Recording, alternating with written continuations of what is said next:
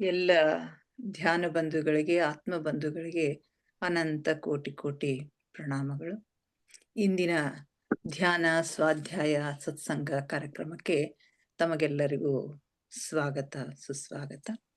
ಮೊಟ್ಟ ಮೊದಲಿಗೆ ನಮ್ಮೆಲ್ಲರ ಧ್ಯಾನ ಗುರುಗಳಾದ ಪರಮ ಪೂಜ್ಯರಾದ ಬ್ರಹ್ಮರ್ಷಿ ಪಿತಾಮಹ ಡಾಕ್ಟರ್ ಸುಭಾಷ್ ಪತ್ರಿಜಿಯವರ ಚರಣಕಮಲಗಳಿಗೆ ವಂದಿಸುತ್ತ, ಗುರುಮಾತಾ ಸ್ವರ್ಣಮಾಲಾ ಅಮ್ಮನವರ ಪಾದಕಮಲಗಳಿಗೆ ನಮಿಸುತ್ತ, ನಮ್ಮೆಲ್ಲರ ಚೈತನ್ಯ ಶಕ್ತಿಯಾಗಿರ್ತಕ್ಕಂಥ ಮಹಾವತಾರ್ ಬಾಬಾ ಅವರನ್ನ ಮಂದಿರದಲ್ಲಿ ಸ್ಮರಿಸುತ್ತ, ನನ್ನ ಗುರುಗಳಾದ ತಟವಾಲಿ ಬಾಬಾ, ಬರ್ಫಾನಿ ಬಾಬಾ, ಮಹದಾನಂದ ಬಾಬಾಜಿಯವರನ್ನ ನನ್ನ ಹೃದಯಪೂರ್ವಕವಾಗಿ ನೆನೆಯುತ್ತ, ನನ್ನ ಮಾರ್ಗದರ್ಶಕ ಗುರುಗಳಾಗಿರ್ತಕ್ಕಂಥ ಡಾಕ್ಟರ್ ಜೀವಂದರ್ ಕೇತಪ್ಪ ಸರ್ ಅವರಿಗೆ ವಂದಿಸುತ್ತಾ, ಅಯ್ಯಪ್ಪ ಪಿಂಡಿ ಸರ್ ಅವರಿಗೆ ವಂದಿಸುತ್ತಾ, ಎಲ್ಲ ಆಸ್ಟ್ರಲ್ ಮಾಸ್ಟರ್ಸ್ಗಳಿಗೆ, ಪಿರಾಮಿಡ್ ಮಾಸ್ಟರ್ಸ್ಗಳಿಗೆ ವಂದಿಸುತ್ತಾ, ಸೀತಾಮಾತೆ, ಯಶೋಧರಾ ಮಾತೆ, ವಸುಂಧರಾ ಮಾತೆಯರಿಗೆ ವಂದಿಸುತ್ತಾ, ಅವರೆಲ್ಲರ ಚೈತನ್ಯ ಶಕ್ತಿಯೊಂದಿಗೆ ನಮ್ಮ ಚೈತನ್ಯ ಶಕ್ತಿಯನ್ನು ಅನುಸಂಧಾನಗೊಳಿಸುತ್ತಾ ನಾವಿಂದಿನ ಸ್ವಾಧ್ಯಾಯವನ್ನ ಆರಂಭಿಸೋಣ ಮಾಸ್ಟರ್ಸ್. ಸೀತಾಯಣ ಸ್ವಾಧ್ಯಾಯದ 22ನೆಯ ಒಂದು ಅಧ್ಯಾಯದಲ್ಲಿ ನಾವಿದ್ದೇವೆ. ಸೀತೆಯ ಕಾರ್ಯಗಳು ಪೂರ್ಣಗೊಂಡದ್ದು ಅಂತಕ್ಕಂಥ ಒಂದು ಚಾಪ್ಟರ್ ಅಲ್ಲಿದೆ. ಸೀತಾಮಾತೆಯು ಈ ಭೂಮಿಗೆ ಬಂದು ಮಾಡಬೇಕಾಗಿರ್ತಕ್ಕಂಥ ಕೆಲಸಗಳನ್ನೆಲ್ಲ ಮುಗಿಸುವ ಒಂದು ಭರದಲ್ಲಿ, ಅವಸರದಲ್ಲಿ ಅವಳು ಇದ್ದಾಳೆ. ಏನೆಲ್ಲ ಆಸೆಗಳು, ಏನೆಲ್ಲ ಕೆಲಸಗಳು, ಏನೆಲ್ಲ ಬಯಕೆಗಳು ಹೋಗುವ ಅವುಗಳನ್ನೆಲ್ಲ ಮಾಡಿ ಮುಗಿಸುವ ಭರದಲ್ಲಿ ಇದ್ದಾಳೆ. ಯಾಕಂತಂದ್ರೆ ಅವಳ ಆಯುಷ್ಯ ಕ್ಷೀಣಿಸ್ತಾ ಇದೆ, ಅವಳ ಅವಧಿ ಕಡಿಮೆ ಇದೆ ಅಂತಕ್ಕಂಥದ್ದು ಗೊತ್ತಾಗಿದೆ. ನಿನ್ನೆಯ ಒಂದು ಸಂಚಿಕೆಯಲ್ಲಿ, ನಿನ್ನಿನ ಒಂದು ಕ್ಲಾಸ್ನಲ್ಲಿ ನಾವು ಏನೆಲ್ಲವನ್ನ ಸೀತಾಮಾತೆ ತನ್ನ ಬಾಲ್ಯದ ಬಯಕೆಯಂತೆ ಮಹಾದೇವನನ್ನ ತನ್ನ ಮಾನವ ಕಣ್ಣುಗಳಿಂದ ನೋಡಬೇಕು ಅಂತಕ್ಕಂಥ ಒಂದು ಇಚ್ಛೆಯನ್ನ ಇಟ್ಕೊಂಡಿರ್ತಾಳೆ. ಅದರ ಪ್ರಕಾರ ಅವರನ್ನ ಆಹ್ವಾನಿಸ್ತಾಳೆ. ಸ್ವತಃ ಪಾರ್ವತಿ ಪರಮೇಶ್ವರರು ಅವಳ ಬಳಿ ಬಂದು ಅವಳ ಆದರಾತಿಥ್ಯವನ್ನ ಸ್ವೀಕರಿಸಿ ಅವಳಿಗೆ ಆಶೀರ್ವಾದ ಮಾಡಿ ಹೋಗಿರೋದನ್ನ ನಾವು ನಿನ್ನಿನ ಸಂಚಿಕೆಯಲ್ಲಿ ನೋಡಿದ್ದೇವೆ. ಹೀಗೆ ಇನ್ನೊಂದು ಆಶೆಯನ್ನ ಸೀತಾಮಾತೆ ವ್ಯಕ್ತಪಡಿಸ್ತಾಳೆ. ಏನು ಅಂತಂದ್ರೆ, ಯಾವಾಗ್ಲೂ ಹೇಳ್ತಾ ಇರ್ತಾಳೆ, ನಾನು ಒಂದ್ಸರಿ ಅಯೋಧ್ಯೆಗೆ ಹೋಗಿ ಬರಬೇಕು ಅಂತ ಹೇಳಿ ಸಾಕಷ್ಟು ಸಾರಿ ಅವಳು ಹೇಳ್ತಾ ಇರ್ತಾಳೆ. ಸೋಮಗೆ ಆಶ್ಚರ್ಯ ಆಗ್ತಾ ಇರ್ತದ, ಮಾತಿ ಯಾಕೆ ಹೀಗಂತ ಇದ್ದಾಳೆ. ಯಾಕಂದ್ರೆ ಈಗಾಗಲೇ ಅವರ ಒಂದು ಶಾಪದ ಒಂದು ವಿಮೋಚನೆ ಆಗ್ತಕ್ಕಂಥ ಒಂದು ಸಮಯ ಬಂದಿದೆ. ಇನ್ನೇನು ಇಷ್ಟರಲ್ಲಿನೇ ಅಯೋಧ್ಯೆಗೆ ಹೋಗಬೇಕು ಅಂತಕ್ಕಂಥ ಸಂಗತಿಯನ್ನ ಶ್ರೀರಾಮಚಂದ್ರನು ಹೇಳಿದ್ದಾನೆ, ಅವಳು ಕೂಡ ಹೇಳಿದ್ದಾಳೆ. ಇನ್ನೇನು ಇಷ್ಟರಲ್ಲಿ ಹೋಗೋದೇ ಇದೆ, ಆದರೂ ಹೀಗಂತ ಇದ್ದಾಳಲ್ಲ ಅಂತ ಹೇಳಿ ಒಂದ್ಸರಿ ಕೇಳೇ ಬಿಡ್ತಾಳೆ ಅವಳು. ಯಾಕೆ ಮಾತೆ, ಇನ್ನೇನು ಇಷ್ಟರಲ್ಲಿನೇ ನಾವು ಅಯೋಧ್ಯೆಗೆ ಹೋಗ್ತಾ ಇದ್ದೀವಲ್ಲ, ಈಗ ಯಾಕೆ ಮತ್ತೆ ನೀನು ಅವಸರ ಮಾಡ್ತಾ ಇದ್ದೀಯಾ ಅಂತಂದಾಗ ಅವಳು ಸುಮ್ಮನಾಗ್ತಾಳೆ. ಆದ್ರೂ ಕೂಡ ಅವಳ ಇಚ್ಛೆಯಂತೆ ಹನುಮಂತನಿಗೆ ಹೇಳೇನು, ನಾನು ಹನುಮಂತ ನಿನ್ನನ್ನ ಅಯೋಧ್ಯೆಗೆ ಕರೆದುಕೊಂಡು ಹೋಗ್ತಾನೆ, ಅವನಿಗೆ ಹೇಳಿ ವ್ಯವಸ್ಥೆ ಮಾಡ್ಲೇನು ಅಂತಕ್ಕಂಥ ಒಂದು ಮಾತನ್ನು ಸೋಮ ಹೇಳಿದಾಗ, ಅಷ್ಟರಲ್ಲಿನೇ ಹನುಮಂತ ಪವನ ಪುತ್ರ ಹನುಮಾನ್ ಬರ್ತಾನೆ. ಸೀತಾಮಾತೆಯ ಅಚ್ಚುಮೆಚ್ಚಿನ ಪುತ್ರ ಬರ್ತಾನೆ. ಬಂದು, ಅಮ್ಮ ನಿನ್ನ ಬಯಕೆ ಅಂತ ನಡಿ, ಕರ್ಕೊಂಡು ಹೋಗ್ತೀನಿ ಅಂತ ಹೇಳಿ ಅವನು ಸಿದ್ಧನಾಗ್ತಾನೆ. ಆದರೆ ವಾಸ್ತವಿಕವಾಗಿ ಅವಳು ಅಲ್ಲಿ ಹೋಗಿ ಬರ್ಲಿಕ್ಕೆ ಎಷ್ಟರ ಮಟ್ಟಿಗೆ ಸಶಕ್ತಳಾಗಿದ್ದಾಳೆ, ಸಮರ್ಥಳಾಗಿದ್ದಾಳೆ ಅನ್ನೋದನ್ನ ಇಲ್ಲಿ ವಿಚಾರ ಮಾಡ್ತಾಳೆ ಸೋಮ. ಯಾಕಂತಂದ್ರೆ ಸೀತಾಮಾತೆಯ ಶಕ್ತಿ ದಿನದಿಂದ ದಿನಕ್ಕೆ ಕುಂದ್ತಾ ಇರ್ತದ. ಯಾಕಂದ್ರೆ ಅವಳು ಹೀಲಿಂಗ್ ಅನ್ನ ಬಹಳಷ್ಟು ಮಾಡ್ತಾ ಇದ್ದಾಳೆ. ಸುತ್ತಮುತ್ತಲಿನಿರ್ತಕ್ಕಂಥ ಹಳ್ಳಿಯ ಜನರೆಲ್ಲರೂ ತಮ್ಮ ಸಮಸ್ಯೆಗಳನ್ನ ತೆಗೆದುಕೊಂಡು ತಮ್ಮ ಅನಾರೋಗ್ಯದ ನಿಮಿತ್ತವಾಗಿ ಬಂದು ಅವಳಿಂದ ಗುಣಪಡಿಸಿಕೊಂಡು ಹೋಗ್ತಾ ಇದ್ದಾರೆ. ಅಷ್ಟೇ ಅಲ್ಲ, ಈಗೊಂದು ಸಂಚಿಕೆಯಲ್ಲಿ ನಾವು ಚರ್ಚೆ ಮಾಡಿದ ಹಾಗೆ ಒಬ್ಬ ಬಾಲಕಿ, ಅತ್ಯಾಚಾರಕ್ಕೆ ಒಳಗಾಗಿರ್ತಕ್ಕಂಥ ಒಬ್ಬ ಬಾಲಕಿಗೆ ಅವಳು ತನ್ನೆಲ್ಲ ಶಕ್ತಿಯನ್ನ ಧಾರೆ ಎರೆದು ಅವಳಿಗೆ ಆರಾಮ್ ಮಾಡಿರ್ತಾಳೆ. ನಿಜವಾಗಿ ಆ ಮಗು ಮದುವೆ ಆಗ್ತಕ್ಕಂಥ ಒಂದು ಸಂದರ್ಭ ಇರುತ್ತೆ. ಅವಳ ಮದುವೆಯ ಒಂದು ಇನ್ವಿಟೇಷನ್ ಕಾರ್ಡ್ ಅನ್ನ, ಆಹ್ವಾನ ಪತ್ರಿಕೆಯನ್ನ ಆ ಋಷಿಗಳಿಗೆ ಕೊಡ್ಲಿಕ್ಕೆ ಋಷಿ ಆಶ್ರಮಕ್ಕೆ ಬರ್ತಕ್ಕಂಥ ಒಂದು ಸಂದರ್ಭದಲ್ಲಿ ದುಷ್ಕರ್ಮಿಗಳು ತಾಯಿ ಮಗಳ ಮೇಲೆ ಅತ್ಯಾಚಾರವನ್ನ ಮಾಡಿರ್ತಾರೆ. ಅದನ್ನ ತಿಳಿದು ಅವರನ್ನ ಕರ್ಕೊಂಡು ಬಂದು ಸೀತಾಮಾತೆ ಅವಳಿಗೆ ಎಷ್ಟರ ಮಟ್ಟಿಗೆ ಗುಣಪಡಿಸ್ತಾಳೆ ಅಂತಂದ್ರೆ, ಅವಳಿಗೆ ಮಾನಸಿಕವಾಗಿ, ದೈಹಿಕವಾಗಿ ಯಾವ ಗುರುತು ಉಳಿಯದ ಹಾಗೆ ಅವಳನ್ನ ಸಬಲಗೊಳಿಸಿ ಅವಳಿಗೆ ಮದುವೆ ಮಾಡಿಕೊಡ್ರಿ ಅಂತ ಹೇಳಿ ಅವಳು ಹೇಳಿ ಕಳಿಸಿರ್ತಾಳೆ. ಹೀಗ ಅವಳ ನಕಾರಾತ್ಮಕ ಶಕ್ತಿಯನ್ನ ತನ್ನ ಮೇಲೆ ಅವಳು ತೆಗೆದುಕೊಂಡಿರ್ತಾಳೆ. ಹಾಗಾಗಿ ಸುಮಾರು 3-4 ದಿವಸ ಅವಳು ಹಾಸಿಗೆ ಹಿಡಿದು ಮಲಗಬೇಕಾಗಿರುತ್ತೆ. ಆಗ ಶ್ರೀರಾಮಚಂದ್ರನೇ ಇಡೀ ರಾತ್ರಿ ಅವಳ ಬಳಿ ಕುಳಿತು ಶುಶ್ರೂಷೆ ಮಾಡಿ ಅವಳನ್ನ ಹ್ಮ್ ಆರಾಮ್ ಮಾಡಿರ್ತಾನೆ. ಹೀಗಾಗಿ ಆ ಶ್ರೀರಾಮಚಂದ್ರ ಹೊರಡುವಾಗ ಸೀತಾಮಾತೆ ಒಂದು ಮಾತನ್ನ ಹೇಳಿರ್ತಾಳೆ ಅವರಿಗೆ, ಇನ್ನು ಮುಂದೆ ನಾನು ನಿಮಗೆ ಮಕ್ಕಳನ್ನು ಹೆತ್ತು ಕೊಡಲು ಸಾಧ್ಯವಾಗಲಿಕ್ಕಿಲ್ಲ ಅಂತ ಹೇಳಿ. ಆಗ ಶ್ರೀರಾಮಚಂದ್ರ ನಕ್ಕು ಹೇಳ್ತಾನೆ, ಇಡೀ ಸೃಷ್ಟಿಯಲ್ಲಿರ್ತಕ್ಕಂಥ ಎಲ್ಲವೂ, ಪ್ರಕೃತಿಯಲ್ಲಿರುವ ಎಲ್ಲ ಚರಾಚರ ವಸ್ತುಗಳು, ಗಿಡ ಮರ ಬಳ್ಳಿ ಎಲ್ಲವೂ ನಮ್ಮ ಮಕ್ಕಳೇ ಅಲ್ಲವೇ, ಬೇರೆ ಮಕ್ಕಳು ಬೇಕೇ ನಮಗೆ ಅಂತ ಹೇಳಿ ನಕ್ಕು ಉತ್ತರಿಸಿರ್ತಾನೆ ಶ್ರೀರಾಮಚಂದ್ರ. ಹೀಗೆ ಅವಳು ಮಾನವ ಜನ್ಮದಲ್ಲಿ ಇರುವುದರಿಂದ ಅವಳು 106 ಜನರಿಗೆ ಗುಣಪಡಿಸುವ ಶಕ್ತಿಯನ್ನು ಪಡೆದಿರ್ತಾಳೆ. ಹಾಗೆ ಬೇರೊಬ್ಬರಿಗೆ ಗುಣಪಡಿಸಿದಾಗ, ಹೀಲಿಂಗ್ ಮಾಡಿದಾಗ ಅವರ ರೋಗಗಳು ಇವಳಲ್ಲಿ ಪ್ರಕಟವಾಗ್ಲಿಕ್ಕೆ ಶುರು ಆಗ್ತವೆ, ಅವರ ನೋವುಗಳು ಇವಳಲ್ಲಿ ಪ್ರಕಟ ಆಗ್ತಾ ಇರ್ತವೆ. ಹೀಗಾಗಿ ಅವಳ ಶಕ್ತಿ ದಿನೇ ದಿನೇ ಕಡಿಮೆ ಆಗ್ತಾ ಇರುತ್ತೆ. ಹೀಗಾಗಿ ಅಲ್ಲಿ ಅಯೋಧ್ಯೆಗೆ ಹೋಗಿ ಸುತ್ತಾಡಿಕೊಂಡು ಬರುವಷ್ಟು ಶಕ್ತಿ ಅವಳಲ್ಲಿ ಇದೆಯೇ ಅಂತಕ್ಕಂಥ ಒಂದು ಸಂಶಯ ಇಲ್ಲಿ ಸೋಮಾಗೆ ಬರುತ್ತೆ. ಆಗ ಹನುಮಂತನೂ ಕೂಡ ಇದನ್ನ ಗಮನಿಸಿ, ಅಮ್ಮ ನಡಿ, ನಾನು ನಿನ್ನನ್ನು ಕರ್ಕೊಂಡು ಹೋಗ್ತೀನಿ, ಆದ್ರೆ ಧ್ಯಾನದಲ್ಲಿ ಕುಳಿತು ನಾವು ಅಯೋಧ್ಯೆಯ ಒಂದು ಪ್ರಯಾಣವನ್ನ ಮಾಡಿ ಬರೋಣ ಅಂತ ಹೇಳಿ ಅವಳನ್ನ ಕರೆದುಕೊಂಡು ಅರಣ್ಯಕ್ಕೆ ಹೋಗ್ತಾನೆ. ಅಲ್ಲಿ ಇಬ್ಬರು ಧ್ಯಾನದಲ್ಲಿ ಕೂಡ್ತಾರೆ. ಧ್ಯಾನದಲ್ಲಿನೇ ಅಯೋಧ್ಯೆಯನ್ನ ಸುತ್ತಿ ಬರ್ತಾರೆ. ಸುಮಾರು 2 ದಿವಸಗಳವರೆಗೆ ಅಯೋಧ್ಯೆ ಒಂದು ಪ್ರಯಾಣವನ್ನ ಮಾಡ್ತಾರೆ. ಅಲ್ಲಿ ಸರಿಯೂ ನದಿಯಲ್ಲಿ ಹೋಗ್ತಾಳೆ. ಅಲ್ಲಿ ಹೋಗಿ ಸರಿಯೂ ನದಿಗೆ ಮಾತಾಡಿಸ್ಕೊಂಡು ಅವಳ ಜೊತೆಗೆ ಸಮಯವನ್ನ ಕಳೆದು ಅಲ್ಲಿರ್ತಕ್ಕಂಥ ಎಲ್ಲ ಬೀದಿಗಳನ್ನ, ಅಲ್ಲಿ ಅಯೋಧ್ಯೆಯ ಒಂದು ಪ್ರಗತಿಯನ್ನ, ಎಷ್ಟೊಂದು ಪ್ರಗತಿ ಹೊಂದಿದೆ, ಎಷ್ಟೊಂದು ಬೆಳವಣಿಗೆ ಆಗಿದೆ, ಮೊದಲಿರ್ತಕ್ಕಂಥ ಪಟ್ಟಣಕ್ಕೂ ಈಗಿನ ಪಟ್ಟಣಕ್ಕೂ ಎಷ್ಟು ವ್ಯತ್ಯಾಸ ಆಗಿದೆ, ಬೀದಿಗಳು ದೊಡ್ಡವಾಗಿರ್ತಾವು, ದೊಡ್ಡ ದೊಡ್ಡ ಕಟ್ಟಡಗಳು ಬಂದಿರ್ತಾವು, ಎಷ್ಟೊಂದು ಅಭಿವೃದ್ಧಿಯ ಕಾರ್ಯಗಳು ಇಲ್ಲಿ ಆಗ್ತಾ ಇವೆ. ಇಂಥ ಎಲ್ಲ ಕಾರ್ಯಗಳ ಮಧ್ಯದಲ್ಲಿಯೂ ಶ್ರೀರಾಮಚಂದ್ರನನ್ನ ನಮ್ಮನ್ನು ಹುಡುಕಿಕೊಂಡು ನಮ್ಮ ಭೇಟಿಗೆ ಬರ್ತಾರಲ್ಲ ಅಂತ ಹೇಳಿ ಅವ್ರ ಮೇಲೆ ಅವಳು ಕಾಳಜಿಯನ್ನ ತೋರಿಸ್ತಾ ಇರ್ತಾಳೆ. ಹೀಗೆ ಬಂದಿಂದ ಸೋಮಾಗೆ ಅತ್ಯಂತ ಖುಷಿಯಿಂದ ಹೇಳ್ತಾಳೆ. ಅಯೋಧ್ಯೆಯಿಂದ ಬಂದಾಗ ಅವಳ ಮುಖದ ಮೇಲೆ ಎಷ್ಟು ನಗು ಇರ್ತದಂತಂದ್ರೆ ಅಷ್ಟು ಸಂತೃಪ್ತಿಯ ಭಾವ ಇರ್ತದ. ಇನ್ನೊಂದು ಮಾತು ಏನ್ ಹೇಳ್ತಾಳೆ ಅಂತಂದ್ರೆ, ಮಿಥಿಲೆಯಲ್ಲಿರ್ತಕ್ಕಂಥ ಅನೇಕ ಜನರು ಅಯೋಧ್ಯೆಯಲ್ಲಿ ಜನ್ಮ ತಾಳಿದ್ದಾರೆ. ಮಿಥಿಲೆಯಲ್ಲಿ ಇರ್ತಕ್ಕಂಥ ಅನೇಕ ಜನರು ಈ ತಮ್ಮ ದೇಹವನ್ನ ಬಿಟ್ಟು ಅಯೋಧ್ಯೆಯಲ್ಲಿ ಅವರು ಜನ್ಮ ತಾಳಿದ್ದಾರೆ ಅಂತಕ್ಕಂಥ ಮಾತನ್ನ ಹೇಳ್ತಾಳೆ. ಹೀಗೆ ತುಂಬಾ ಸಂತೋಷದಲ್ಲಿ ಅವಳು ಇರ್ತಾಳೆ. ಜೊತೆಗೆ ಸೀತಾಮಾತೆ ಶ್ರೀರಾಮನ ಕಾಳಜಿ ವಹಿಸ್ತಾ ಇರ್ತಾಳೆ, ಶ್ರೀರಾಮಚಂದ್ರ ಸೀತಾಮಾತೆಯ ಕಾಳಜಿಯನ್ನ ವಹಿಸ್ತಾ ಇರ್ತಾರೆ. ಹೀಗೆ ಒಬ್ಬರಿಗೊಬ್ಬರು ಸಹಕರಿಸುತ್ತಾ ಕಾಳಜಿ ಮಾಡುತ್ತಾ ಅವರ ದಾಂಪತ್ಯ ಸಾಗಿರುತ್ತೆ. ಅದೊಂದು ಅದ್ಭುತವಾಗಿರ್ತಕ್ಕಂಥ ದಾಂಪತ್ಯ, ಎಲ್ಲರಿಗೂ ಮಾದರೀಯವಾಗಿರ್ತಕ್ಕಂಥ ಒಂದು ದಾಂಪತ್ಯ ಆಗಿರ್ತದ. ಹೀಗೆ ದಿನಗಳು ಕಳೆದಂತೆ ಸೀತಾಮಾತೆ ತನ್ನ ಒಂದೊಂದೇ ಕೆಲಸಗಳನ್ನ ಮುಗಿಸುವ ಭರದಲ್ಲಿ ಇರ್ತಾಳೆ. ಪಾರ್ವತಿ ಪರಮೇಶ್ವರ ಭೇಟಿ ಮಾಡೋದಾಯ್ತು, ಅಯೋಧ್ಯೆಗೆ ಹೋಗಿ ಬರುವುದಾಯ್ತು, ಮಕ್ಕಳಿಗೆ ಏನೆಲ್ಲವನ್ನ ಹೇಳಬೇಕಾಗಿತ್ತು ಅದೆಲ್ಲವನ್ನು ಹೇಳೋದಾಯ್ತು. ಇವೆಲ್ಲ ಕೆಲಸಗಳು ಒಂದೊಂದೇ ಮುಗಿತಾ ಬಂದ ಹಾಗೆ ನಮ್ಮ ಸೋಮಾಗೆ ಏನೋ ಒಳಗೆ ಕಳವಳ, ಏನೋ ಒಂದು ಕ್ಲೂ ಅವಳಿಗೆ ಸಿಗ್ತಾ ಇರುತ್ತೆ. ಅಯ್ಯೋ ಮಾತೆ ಇನ್ನೇನೋ ನಮ್ಮನ್ನೆಲ್ಲ ಬಿಟ್ಟು ಹೋಗ್ತಾಳೆ ಅಂತಕ್ಕಂಥ ಒಂದು ಆತಂಕ ಅವಳಿಗೆ ಆಗ್ತಾ ಇರುತ್ತೆ. ಹೀಗೆ ವಿಚಾರಿಸ್ತಾ ಇದ್ದಾಗ ಸೀತಾಮಾತೆ ಸೋಮಾಗೆ ಹೇಳ್ತಾಳೆ, ನೋಡು ಸೋಮ, ನಾಳೆಯ ಬಗ್ಗೆ ನೀನು ಚಿಂತಿಸಬೇಡ, ಇವತ್ತೇನದನೋ ಅದನ್ನ ನಾವು ಮಾಡೋಣ, ನಾಳೆ ಬಂದಾಗ ನೋಡ್ಕೊಳ್ಳೋಣ, ಅದರ ಬಗ್ಗೆ ನೀ ಚಿಂತೆ ಮಾಡ್ಬೇಡ ಅಂತ ಹೇಳಿ ಹೇಳ್ತಾಳೆ. ಹೀಗೆ ದಿನಗಳು ಕಳೀತಾ ಇರ್ತವೆ. ಮಾತಿಗೆ ಗೊತ್ತಿದೆ ತನ್ನ ಸಮಯ ಕಡಿಮೆ ಆಗ್ತಾ ಇದೆ. ಅಷ್ಟರಲ್ಲಿ ಪ್ರಕೃತಿಯ ಪ್ರತಿಯೊಂದು ಕಣಕಣಗಳನ್ನ ಮುದ್ದಿಸಿ ಸಂಭ್ರಮಿಸ್ತಾಳಂತ ಅವಳು. ಅರಣ್ಯಕ್ಕೆ ಹೋಗಿ ಪ್ರತಿಯೊಂದು ಗಿಡಗಳನ್ನ, ಅದರ ಒಂದು ಬುಡವನ್ನ ಹಿಡಿದು ಅದಕ್ಕೆ ಬೆನ್ ಆನಿಸಿ ಕೈಗಳನ್ನ ಹಿಂದಕ್ಕೆ ಬಾಚಿಕೊಂಡು ಕಣ್ಣು ಮುಚ್ಚಿ ಅವುಗಳಿಗೆ ಪ್ರೀತಿಯನ್ನು ಹಂಚತಕ್ಕಂಥ ಒಂದು ಕೆಲಸವನ್ನ ಅವಳು ಮಾಡ್ತಾ ಇರ್ತಾಳಂತೆ. ಹೀಗೆ ಒಂದು ದಿನ ಮಕ್ಕಳನ್ನ ಕರ್ಕೊಂಡು, ತನ್ನ ಮಕ್ಕಳು ಲವಕುಶರನ್ನ ಕರೆದುಕೊಂಡು ಹೇಳ್ತಾಳೆ, ನಕ್ಷತ್ರಗಳನ್ನ ತೋರಿಸಿ ಹೇಳ್ತಾಳಂತೆ, ನೋಡಿ ಮಕ್ಕಳೇ, ಮುಂದೊಂದು ದಿನ ನಾನು ಅಲ್ಲಿ ಇರುತ್ತೇನೆ ಅಂತ ಹೇಳ್ತಾಳೆ.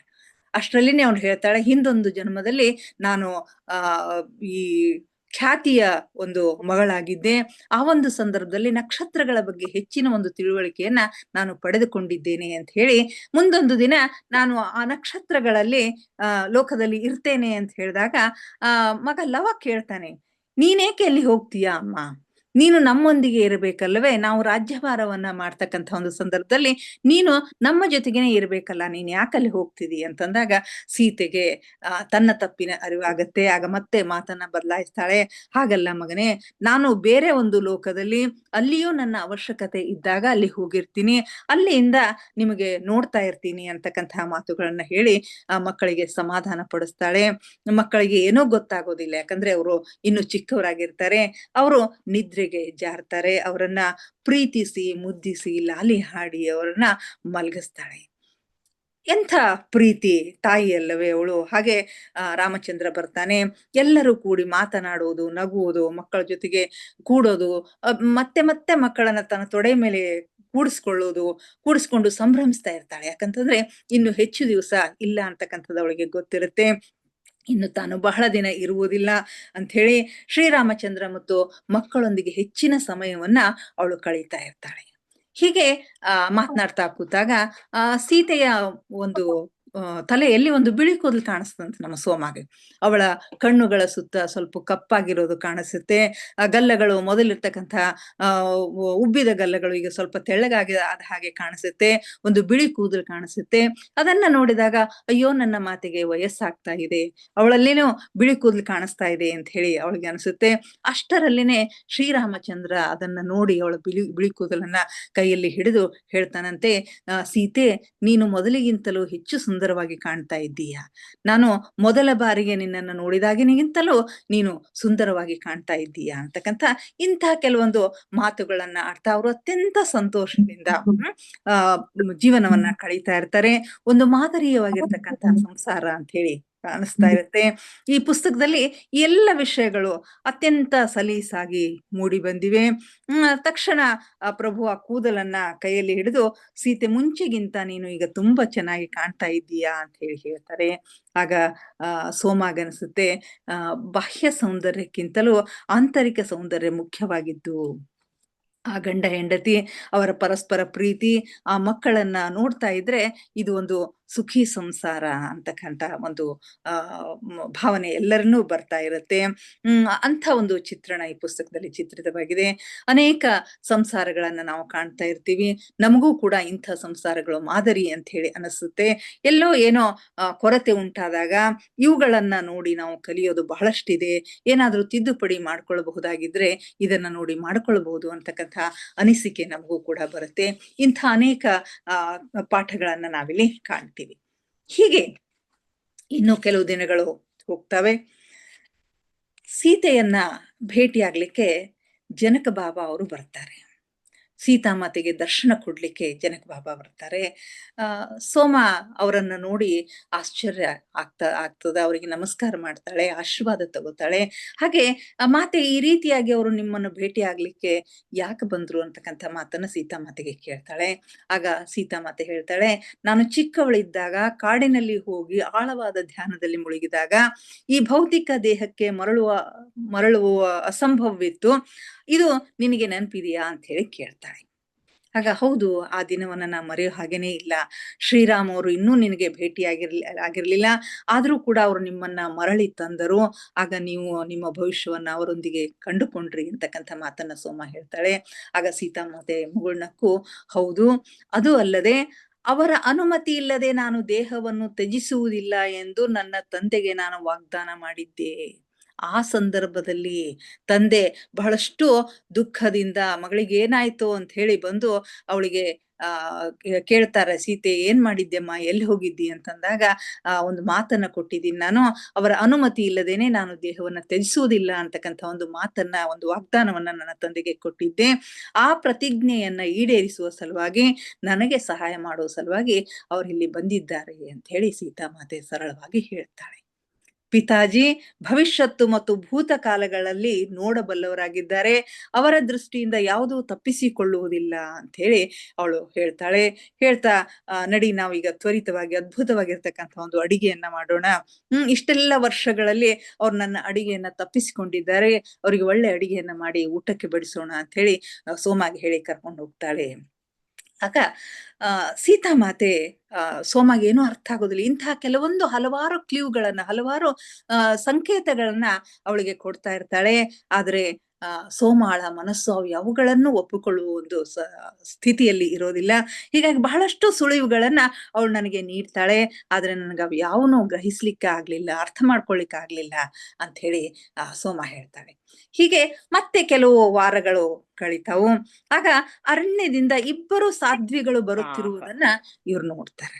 ಆಗ ಸೀತಾಮಾತೆ ಯಾರು ಬರ್ತಾ ಇದ್ದಾರೆ ಅಂತ ಹೇಳಿ ಸಮೀಪ ಹೋಗಿ ನೋಡಿ, ಅವರನ್ನು ನೋಡಿ ಉದ್ಘರಿಸ್ತಾಳಂತೆ. ಅನಸೂಯ ಮತ್ತು ಅತ್ರಿ ಮಹರ್ಷಿಗಳು ಅಂತ ಹೇಳಿ ಅವರನ್ನ ಸಂತೋಷದಿಂದ ಸ್ವಾಗತಿಸಿ ಅವರನ್ನ ಕರ್ಕೊಂಡು ಬಂದು ಉದ್ಯಾನದ ಭಾಗಕ್ಕೆ ಕರೆತಂದು ಕೂಡಿಸ್ತಾಳ. ನಂತರ ಇನ್ನೆರಡು ಆಕೃತಿಗಳು ತೂರಿ ಬರ್ತಾವಂತ. ಅವರು ಅರುಂಧತಿ ಮತ್ತು ವಶಿಷ್ಠರು. ಮತ್ತೆ ಸ್ವಲ್ಪ ಹೊತ್ತಿನಲ್ಲಿ ಇನ್ನೂ ಇಬ್ಬರು ಬರ್ತಾರೆ, ಖ್ಯಾತಿ ಮತ್ತು ಭೃಗು ಮಹರ್ಷಿಗಳು ಆಗಮಿಸ್ತಾರೆ. ಆಮೇಲೆ ಲೋಪಮುದ್ರಾ ಮತ್ತು ಅಗಸ್ತ್ಯರು ಆಗಮಿಸ್ತಾರೆ. ಅದೇ ರೀತಿ ಹಲವಾರು ಮಹಾನ್ ಋಷಿಗಳು ಆಗಮಿಸ್ತಾರೆ. ನನಗೆ ಏನು ಮಾಡಬೇಕು ಅಂತ ಹೇಳಿ ಸೋಮಗೆ ತಿಳಿಯೋದಿಲ್ಲ. ಸೀತಾಮಾತೆಯೂ ಕೂಡ ಅಷ್ಟೇ ಚಕಿತಗೊಂಡಿರ್ತಾಳೆ, ಇವರೆಲ್ಲರೂ ಯಾಕೆ ಬರ್ತಾ ಇದ್ದಾರೆ ಅಂತ ಹೇಳಿ. ನಂತರ ದಿವ್ಯ ಲೋಕದ ಜೀವಿಗಳ ಒಂದು ಗುಂಪೇ ಬರ್ತದಂತ. ಒಂದೇ ಸಲಕ್ಕೆ 10-12 ಜನ ಬಂದ್ಬಿಡ್ತಾರೆ. ಕೆಲವರನ್ನ ಸೋಮ ಗುರುತಿಸ್ತಾಳೆ, ಕೆಲವರನ್ನ ಗುರುತಿಸೋದಿಲ್ಲ. ಆದ್ರೆ ಸೀತಾಮಾತೆ ಎಲ್ಲರನ್ನ ಗುರುತಿಸಿ ಎಲ್ಲರಿಗೂ ಪ್ರಣಾಮಗಳನ್ನ ಸಲ್ಲಿಸಿ ಅವರೆಲ್ಲರನ್ನ ಸ್ವಾಗತಿಸಿ ಅವರನ್ನ ಕೂಡಿಸ್ತಾಳೆ. ಅವರ ಉದ್ಯಾನದಲ್ಲಿ ಎಲ್ಲರಿಗೂ ಸ್ಥಳಾವಕಾಶ ಆಗೋದಿಲ್ಲ. ಹೀಗಾಗಿ ಅವರು ತಮಗೆ ದೊರೆತ ಸ್ಥಳಗಳಲ್ಲಿ ಕಾಡಿನ ಅಂಚಿನಲ್ಲಿ, ಗುಡಿಸಲಿನ ಬದಿಯಲ್ಲಿ ಹೀಗೆ ಕುಳಿತುಕೊಳ್ತಾರೆ. ಕೊನೆಗೆ ಅತ್ಯಂತ ಸುಂದರವಾಗಿರ್ತಕ್ಕಂಥ ಒಂದು ಜೋಡಿ ನಡೆದು ಬರುತ್ತಿರುವುದನ್ನ ಇವರು ಗಮನಿಸ್ತಾರೆ. ಅವರು ಯಾರು ಅಂತಂದ್ರೆ ಪಾರ್ವತಿ ಮಾತಾ ಮತ್ತು ಮಹಾದೇವ. ಅವರು ಮಾತೆಯಡೆಗೆ ಬರ್ತಾರಂತೆ. ಮಾತೆ ಅವರಿಗೆ ಪ್ರಣಾಮಗಳನ್ನ ಸಲ್ಲಿಸ್ತಾಳೆ. ನಂತರ ಪಾರ್ವತಿ ಮಾತೆಗೆ ಅವಳ ಕಿವಿಯಲ್ಲಿ ಪಿಸುಗುಟ್ಟಿ ಕೇಳ್ತಾಳಂತೆ ಸೀತಾಮಾತೆ, ಇದೆಲ್ಲ ಏನು ಮಾತೆ, ಇವರೆಲ್ಲ ಯಾಕೆ ಬರ್ತಾ ಇದ್ದಾರೆ, ಯಾಕೆ ಬಂದಿದ್ದಾರೆ ಅಂತ ಹೇಳಿ ಕೇಳ್ತಾರಂತೆ. ಆಗ ಪಾರ್ವತಿ ಮಾತೆ ಹೇಳ್ತಾಳಂತ, ನನ್ನ ಪ್ರಿಯಳೇ, ಇದು ನಿನ್ನ ವಿವಾಹದ ದಿನವಾಗಿದೆ, ನಿನ್ನ ಮ್ಯಾರೇಜ್ ಆನಿವರ್ಸರಿ ಆಗಿದೆ, ವಿವಾಹದ ವಾರ್ಷಿಕೋತ್ಸವ ಆಗಿದೆ. ಶ್ರೀರಾಮಚಂದ್ರ ನಮ್ಮೆಲ್ಲರನ್ನ ಆಹ್ವಾನಿಸಿದ್ದಾನೆ ಅಂತ ಹೇಳಿ ಹೇಳ್ತಾಳಂತೆ. ಆಗ ಸೀತೆಗೆ ಗಾಬರಿ ಆಗತ್ತೆ. ನನ್ನ ಮದುವೆ, ಆದರೆ ನಾನು ಶೀಘ್ರವೇ ಈ ಭೂಮಿಯನ್ನ ತೊರೆಯುವುದರಲ್ಲಿ ಇದ್ದೇನೆ ಅಂತ ಹೇಳಿ ಹೇಳ್ತಾಳ. ನಿನ್ನ ದಿವ್ಯ ಲೋಕದ ವಿವಾಹ, ಶ್ರೀರಾಮನು ದಿವ್ಯ ಲೋಕದಲ್ಲಿಯ ನಿನ್ನ ಪುನರ್ಮಿಲನಕ್ಕೆ ಎಲ್ಲರೂ ಸಾಕ್ಷಿಯಾಗಿ ಇರಬೇಕು ಅಂತ ಹೇಳಿ ಬಯಸಿದ್ದಾನೆ ಅಂತ ಹೇಳ್ತಾಳೆ. ಇದು ನಿನ್ನ ಈ ಲೋಕದ ವಿವಾಹ ಅಲ್ಲ, ದಿವ್ಯ ಲೋಕದ ವಿವಾಹ. ಆ ದಿವ್ಯ ಲೋಕದ ವಿವಾಹದ ಸಂದರ್ಭದಲ್ಲಿ ನಿಮ್ಮಿಬ್ಬರ ಪುನರ್ಮಿಲನಕ್ಕೆ ನಾವೆಲ್ಲರೂ ಸಾಕ್ಷಿಯಾಗಿ ಇರಬೇಕು ಅಂತ ಹೇಳಿ ಶ್ರೀರಾಮಚಂದ್ರ ನಮ್ಮೆಲ್ಲರನ್ನ ಕರೆಸಿದ್ದಾನೆ ಅಂತ ಹೇಳಿ ಪಾರ್ವತಿ ಮಾತೆ ಹೇಳ್ತಾಳೆ. ಮಾತೆಗೆ ಈಗ್ಲೂ ನಂಬಲಿಕ್ಕಾಗೋದಿಲ್ಲ. ಅವಳು ಗೊಂದಲಗೊಂಡಂತೆ ಕಂಡು ಬರ್ತಾಳೆ. ಅವಳ ಕಣ್ಣೆದುರೇ ಪಾರ್ವತಿ ಮಾತೆಯು ಅವಳ ಸರಳ ತಪಸ್ವಿ ಉಡುಪುಗಳನ್ನ ಭವ್ಯ ಉಡುಪುಗಳನ್ನ, ಸೌಂದರ್ಯದ ದಿವ್ಯ ಉಡುಪುಗಳನ್ನಾಗಿ ರೂಪಾಂತರ ಮಾಡ್ಬಿಡ್ತಾಳಂತೆ. ಅವಳ ರೂಪ ಸರಳ ಉಡುಪುಗಳು ಹೋಗಿ ಭವ್ಯ ಸುಂದರ ಮದುಮಗಳ ಒಂದು ಉಡುಪನ್ನ ಅವಳು ಪರಿವರ್ತನೆ ಮಾಡಿಬಿಡ್ತಾಳೆ. ಮುಗುಳ್ನಗೆಯೊಂದಿಗೆ ಪಾರ್ವತಿ ಮಾತೆ ಮತ್ತು ಮಹಾದೇವರು ಒಂದು ಮಾಂತ್ರಿಕವಾಗಿ ತಮ್ಮ ಮಂತ್ರಶಕ್ತಿಯಿಂದ ನಿರ್ಮಿಸಿರ್ತಕ್ಕಂಥ ಒಂದು ವೇದಿಕೆಯ ಮುಂಭಾಗದಲ್ಲಿ ಹೋಗಿ ಕುಳಿತುಕೊಳ್ತಾರಂತೆ. ಮಾತೆ ಇದೆಲ್ಲವನ್ನ ಆಶ್ಚರ್ಯದಿಂದ ನೋಡ್ತಾ ಇರ್ತಾಳೆ. ಅಷ್ಟರಲ್ಲಿನೇ ಶ್ರೀರಾಮಚಂದ್ರನು ಬರ್ತಾನಂತೆ. ಇವರು ಇರ್ತಕ್ಕಂತಹ ಸ್ಥಳಕ್ಕೆ ಬರುವುದನ್ನ ಕಾಣ್ತಾರೆ. ಅವರು ಕೂಡ ಅದ್ಭುತವಾದ ದಿವ್ಯ ಪೋಷಾಕಿನಲ್ಲಿ ಕಂಗೊಳಿಸ್ತಾ ಇದ್ರು. ಅವರು ಅವಳೆದುರು ನಿಂತು ಮುಗುಳ್ನಕ್ಕೂ ಅವಳಿಗೂ ಇದೆಲ್ಲವನ್ನು ಅವರು ಮಾಡಿದ್ರು. ಅಂದ್ರೆ ಅವಳಿಗಾಗಿ, ಸೀತೆಗಾಗಿ ಇದೆಲ್ಲವನ್ನ ಶ್ರೀರಾಮಚಂದ್ರ ಮಾಡಿರ್ತಾನೆ. ಸೆಲೆಸ್ಟ್ರಲ್ ವರ್ಲ್ಡ್ ಅಂದ್ರೆ ಆ ಮೇಲು ಲೋಕಕ್ಕೆ ಹೋಗುವ ಸಮಯದಲ್ಲಿ ಈ ಒಂದು ಉತ್ಸವವನ್ನ, ಈ ಒಂದು ಸೆಲೆಬ್ರೇಷನ್ ಅನ್ನ ಅವಳಿಗೋಸ್ಕರ ಶ್ರೀರಾಮಚಂದ್ರ ಆಯೋಜಿಸಿರ್ತಾನೆ. ಆಗ ಸೀತಾಮಾತೆಯ ಕೈ ಹಿಡಿದುಕೊಂಡು ಶ್ರೀರಾಮ ವೇದಿಕೆಯತ್ತ ಅವಳನ್ನ ಕರ್ಕೊಂಡು ಹೋಗ್ತಾನಂತೆ. ಅವರಿಬ್ಬರು ಜೊತೆಗೂಡಿ ಅಲ್ಲಿ ಕುಳಿತುಕೊಂಡಾಗ ಬೆಳಕಿನ ಒಂದು ವೃತ್ತ ಅವರ ಸುತ್ತಲೂ ಆವರಿಸ್ಕೊಳ್ತದ. ಅವರು ಮಾತನಾಡ್ಲಿಕ್ಕೆ ಶುರು ಮಾಡ್ತಾರೆ. ಬ್ರಹ್ಮಾಂಡದಲ್ಲಿ ಹುದುಗಿದ್ದ ಮತ್ತು ಜಾಗೃತಗೊಳ್ಳಲು ಕಾಯುತ್ತಿದ್ದ ಪ್ರೀತಿಯನ್ನು ಈ ಸೃಷ್ಟಿಯಲ್ಲಿ ಸೀತೆಯು ಜಾಗೃತಗೊಳಿಸುವ ಪ್ರೀತಿಗೆ ಸಾಕ್ಷಿಯಾಗಲು ನಮ್ಮೊಂದಿಗೆ ಬರಲು ನಾನು ನಿಮ್ಮೆಲ್ಲರನ್ನು ಕೇಳಿಕೊಂಡೆನು. ಅವಳ ಪ್ರೀತಿಯು ತನ್ನ ತಾಯಿಯಾದ ವಸುಂಧರಾ ಮಾತೆಯನ್ನು ಕಷ್ಟದ ಸಮಯದಲ್ಲಿ ಕಾಪಾಡುತ್ತದೆ. ಅವಳ ಪ್ರೀತಿಯ ಮುಂದೆ ಮಾನವೀಯತೆ ಅವಳ ಪ್ರೀತಿಯು ಮುಂದೆ ಮಾನವೀಯತೆಯ ಮಾರ್ಗದರ್ಶನ ಮಾಡುತ್ತದೆ. ನಂತರ ಅವರು ಸೀತೆಯಡೆಗೆ ತಿರುಗಿ, ನೀನು ತೋರಿಸಿದ ಪ್ರೀತಿಗೆ, ಈ ಸೃಷ್ಟಿಗೆ ನೀನು ಸಲ್ಲಿಸಿದ ಸೇವೆಗೆ ನಾನು ತುಂಬಾ ಚಿರಋಣಿಯಾಗಿದ್ದೇನೆ ಅಂತಕ್ಕಂಥ ಮಾತುಗಳನ್ನ ಹೇಳ್ತಾನೆ. ಬ್ರಹ್ಮಾಂಡದಲ್ಲಿ ಆ ಸೀತಾಮಾತೆ ತೋರಿಸಿರ್ತಕ್ಕಂಥ ಪ್ರೀತಿಗೆ, ಸೃಷ್ಟಿಯಲ್ಲಿ ಅವಳು ಜಾಗೃತಗೊಳಿಸಿರ್ತಕ್ಕಂಥ ಪ್ರೀತಿಗೆ ಸಾಕ್ಷಿ ಆಗ್ಲಿಕ್ಕೆ ನಮ್ಮೊಂದಿಗೆ ನೀವೆಲ್ಲರೂ ಇರ್ಲಿ ಅಂತ ಹೇಳಿ ನಿಮ್ಮನ್ನ ಆಹ್ವಾನಿಸಿಕೊಂಡಿದ್ದೇನೆ. ಅವಳು ತೋರಿಸಿದ ಈ ಪ್ರೀತಿಗೆ ನಾನು ಚಿರಋಣಿಯಾಗಿದ್ದೇನೆ ಅಂತಕ್ಕಂಥ ಮಾತುಗಳನ್ನ ಹೇಳ್ತಾನೆ. ಅಷ್ಟೇ ಅಲ್ಲ, ಅಲ್ಲಿ ಬಂದಿರತಕ್ಕಂಥ ಎಲ್ಲ ಋಷಿಗಳಿಗೆ ಧನ್ಯವಾದ ಅರ್ಪಿಸ್ತಾನೆ. ಎಲ್ಲ ದೇವಾನುದೇವತೆಗಳಿಗೆ ಧನ್ಯವಾದ ಅರ್ಪಿಸ್ತಾನೆ. ಋಷಿಗಳಿಗೆ ಹೇಳ್ತಾನೆ, ನಿಮಗಾಗಿ ತಮ್ಮ ಜೀವನಗಳನ್ನು ತ್ಯಾಗ ಮಾಡಿ ಈ ಜಗತ್ತಿನ ಸೇವೆಗೆ ನಿಮ್ಮ ಸ್ಥಳಗಳನ್ನು ತ್ಯಜಿಸಿ ದಿವ್ಯ ಲೋಕಗಳಲ್ಲಿರುವವರೆಗೆ ನಾವು ತುಂಬಾ ಆಭಾರಿಯಾಗಿದ್ದೇನೆ. ದೇವಾನುದೇವತೆಗಳನ್ನು ಉದ್ದೇಶಿಸಿ, ತಾವು ಲೋಕಗಳ ಸಮತೋಲನವನ್ನ ಕಾಪಾಡ್ತಾ ಇದ್ದೀರಿ. ನೀವಿಲ್ಲದೆ ನಿಸರ್ಗದ ನಿಯಮಗಳೆಲ್ಲ ಅಸ್ತವ್ಯಸ್ತಗೊಳ್ಳಬಹುದಾಗಿತ್ತು. ನಿಮಗೂ ಕೂಡ ನಾನು ಆಭಾರಿಯಾಗಿದ್ದೇನೆ ಅಂತ ಹೇಳ್ತಾನೆ. ಆಮೇಲೆ ಮಹಾದೇವ ಮತ್ತು ಪಾರ್ವತಿಯಡೆಗೆ ಮತ್ತು ಬ್ರಹ್ಮದೇವ ಮತ್ತು ಸರಸ್ವತಿ ಮಾತೆಯಡೆಗೆ ತಿರುಗಿ ಅವರು ತಮ್ಮ ಪ್ರೀತಿಯನ್ನ ವ್ಯಕ್ತಪಡಿಸ್ತಾನೆ. ನೀವಿಲ್ಲದೆ ಲೋಕಗಳಲ್ಲಿ ಜೀವನವಿಲ್ಲ. ನೀವು ಸಮಸ್ತವನ್ನ ಪ್ರಕಟಿಸಿದ್ದೀರಿ. ಸಮಸ್ತ ಸೃಷ್ಟಿಗೆ ನೀವೇ ಕಾರಣರು. ದೃಶ್ಯ ಅದೃಶ್ಯ ವಿಶ್ವಗಳ ಪ್ರಗತಿಗಾಗಿ ನೀವು ಬಹಳಷ್ಟು ಶ್ರಮಿಸಿದ್ದೀರಿ. ನಿಮಗೂ ನನ್ನ ಅಭಿನಂದನೆಗಳು ಅಂತ ಹೇಳಿ ಅವರಿಗೂ ಕೂಡ ಧನ್ಯವಾದಗಳನ್ನ ಅರ್ಪಿಸ್ತಾನೆ. ನಂತರ ಸೀತಾಮಾತೆಯ ಕಡೆಗೆ ತಿರುಗಿ ಹೇಳ್ತಾನೆ, ಎಷ್ಟೋ ವಿಶ್ವಗಳ ಪಾಲಕಳಾದಂತಹ ನನ್ನ ಮಾರ್ಗದರ್ಶಕ ನಕ್ಷತ್ರ ಆಗಿರುವವಳ ಕುರಿತು ವರ್ಣಿಸಲು ನನ್ನಲ್ಲಿ ಶಬ್ದಗಳಿಲ್ಲ. ನನ್ನ ಮಾರ್ಗದರ್ಶಕ ನಕ್ಷತ್ರ ಆಗಿರುವವಳ ಕುರಿತು ವರ್ಣಿಸಲು ನನ್ನಲ್ಲಿ ಶಬ್ದಗಳಿಲ್ಲ. ಅವಳಿಲ್ಲದೆ ನಾನಿಲ್ಲ ಅಂತ ಹೇಳ್ತಾನೆ. ಆಗ ಅನಿಮಿಷ ನೇತ್ರಳಾಗಿ ತದೇಕ ಚಿತ್ತದಿಂದ ಹಾಗೂ ಮಹಾಶಾಂತಿ ಹಾಗೂ ಸಂತೋಷದ ಅಭಿವ್ಯಕ್ತಿಯೊಂದಿಗೆ ಸೀತಾಮಾತೆಯವರನ್ನ ನೋಡ್ತಾ ಹೇಳ್ತಾಳಂತೆ, ನೀವು ವರ್ಣಿಸಿದ ಪ್ರೀತಿಯು, ಸೃಷ್ಟಿಯನ್ನು ಪಾಲನೆ ಮಾಡುವ ಪ್ರೀತಿಯು ಕೇವಲ ನೀವು ಮಾತ್ರ ಜಾಗೃತಗೊಳಿಸಲು ಸಾಧ್ಯವಾದಂತಹ ಪ್ರೀತಿಯಾಗಿದೆ. ನಾನದನ್ನು ಅಭಿವ್ಯಕ್ತಗೊಳಿಸಿ ಬ್ರಹ್ಮಾಂಡದಾದ್ಯಂತ ಹರಡಬಹುದು, ಆದರೆ ನನ್ನೊಳಗೆ ಅದನ್ನು ಜಾಗೃತಗೊಳಿಸಿದವರು ನೀವೇ ಆಗಿದ್ದೀರಿ. ಸೊ ಇಡೀ ಬ್ರಹ್ಮಾಂಡದಲ್ಲಿ ನಾನಿವತ್ತು ಪ್ರಸರಿಸ್ತಕ್ಕಂಥ ಒಂದು ಪ್ರೀತಿಯನ್ನ ಜಾಗೃತಗೊಳಿಸಿದವರು ನೀವೇ ಆಗಿದ್ದೀರಿ. ನೀವಿಲ್ಲದೆ ನಾನೇನು ಮಾಡ್ಲಿಕ್ಕೆ ಸಾಧ್ಯ ಇಲ್ಲ ಅಂತ ಹೇಳಿ ಸೀತಾಮಾತೆ ಹೇಳ್ತಾಳೆ. ಆಗ ಶ್ರೀರಾಮ ಸೀತೆಯನ್ನ ಕುರಿತು ಹೇಳ್ತಾನೆ, ನಿನ್ನ ದಿವ್ಯ ಲೋಕಕ್ಕೆ ಮರಳಿದಾಗ ನನ್ನ ಒಂದು ಅಂಶವನ್ನ ತೆಗೆದುಕೊಂಡು ಹೋಗ್ತಿ. ಅಲ್ಲಿ ಪ್ರತ್ಯೇಕತೆ ಅನ್ನೋದು ಇಲ್ಲ. ನೀನು ದಿವ್ಯ ಲೋಕಕ್ಕೆ ಹೋದರೂ ಕೂಡ ನನ್ನ ಒಂದು ಅಂಶವನ್ನ ತೆಗೆದುಕೊಂಡು ಹೋಗ್ತಿ. ಹೀಗಾಗಿ ಶ್ರೀರಾಮ ಮತ್ತು ಸೀತೆಯರು ಬೇರೆ, ಪ್ರತ್ಯೇಕ ಅಂತಕ್ಕಂಥದ್ದು ಇಲ್ಲ. ಒಬ್ಬರನ್ನ ಬಿಟ್ಟರು ಒಬ್ಬರು ಇಲ್ಲ ಅಂತ ಹೇಳೋನು ಹೇಳ್ತಾನೆ. ಆ ಕ್ಷಣದಲ್ಲಿ ಒಂದು ಸುಂದರವಾದ ಘೋಷ ಮೊಳಗ್ತದಂತ, ಶ್ರೀರಾಮ್ ಜೈ ಸೀತಾರಾಮ್ ಅಂತೆ. ಶ್ರೀರಾಮ್ ಜೈ ಸೀತಾರಾಮ್ ಅಂತಕ್ಕಂಥ ಒಂದು ಜಯಘೋಷ ಅಲ್ಲಿ ಕೇಳಿ ಬರ್ತದ. ಅದು ದಶ ದಿಕ್ಕುಗಳಿಂದ ಬರುವಂತೆ ಕೇಳಿ ಬರ್ತಾ ಇರ್ತದ.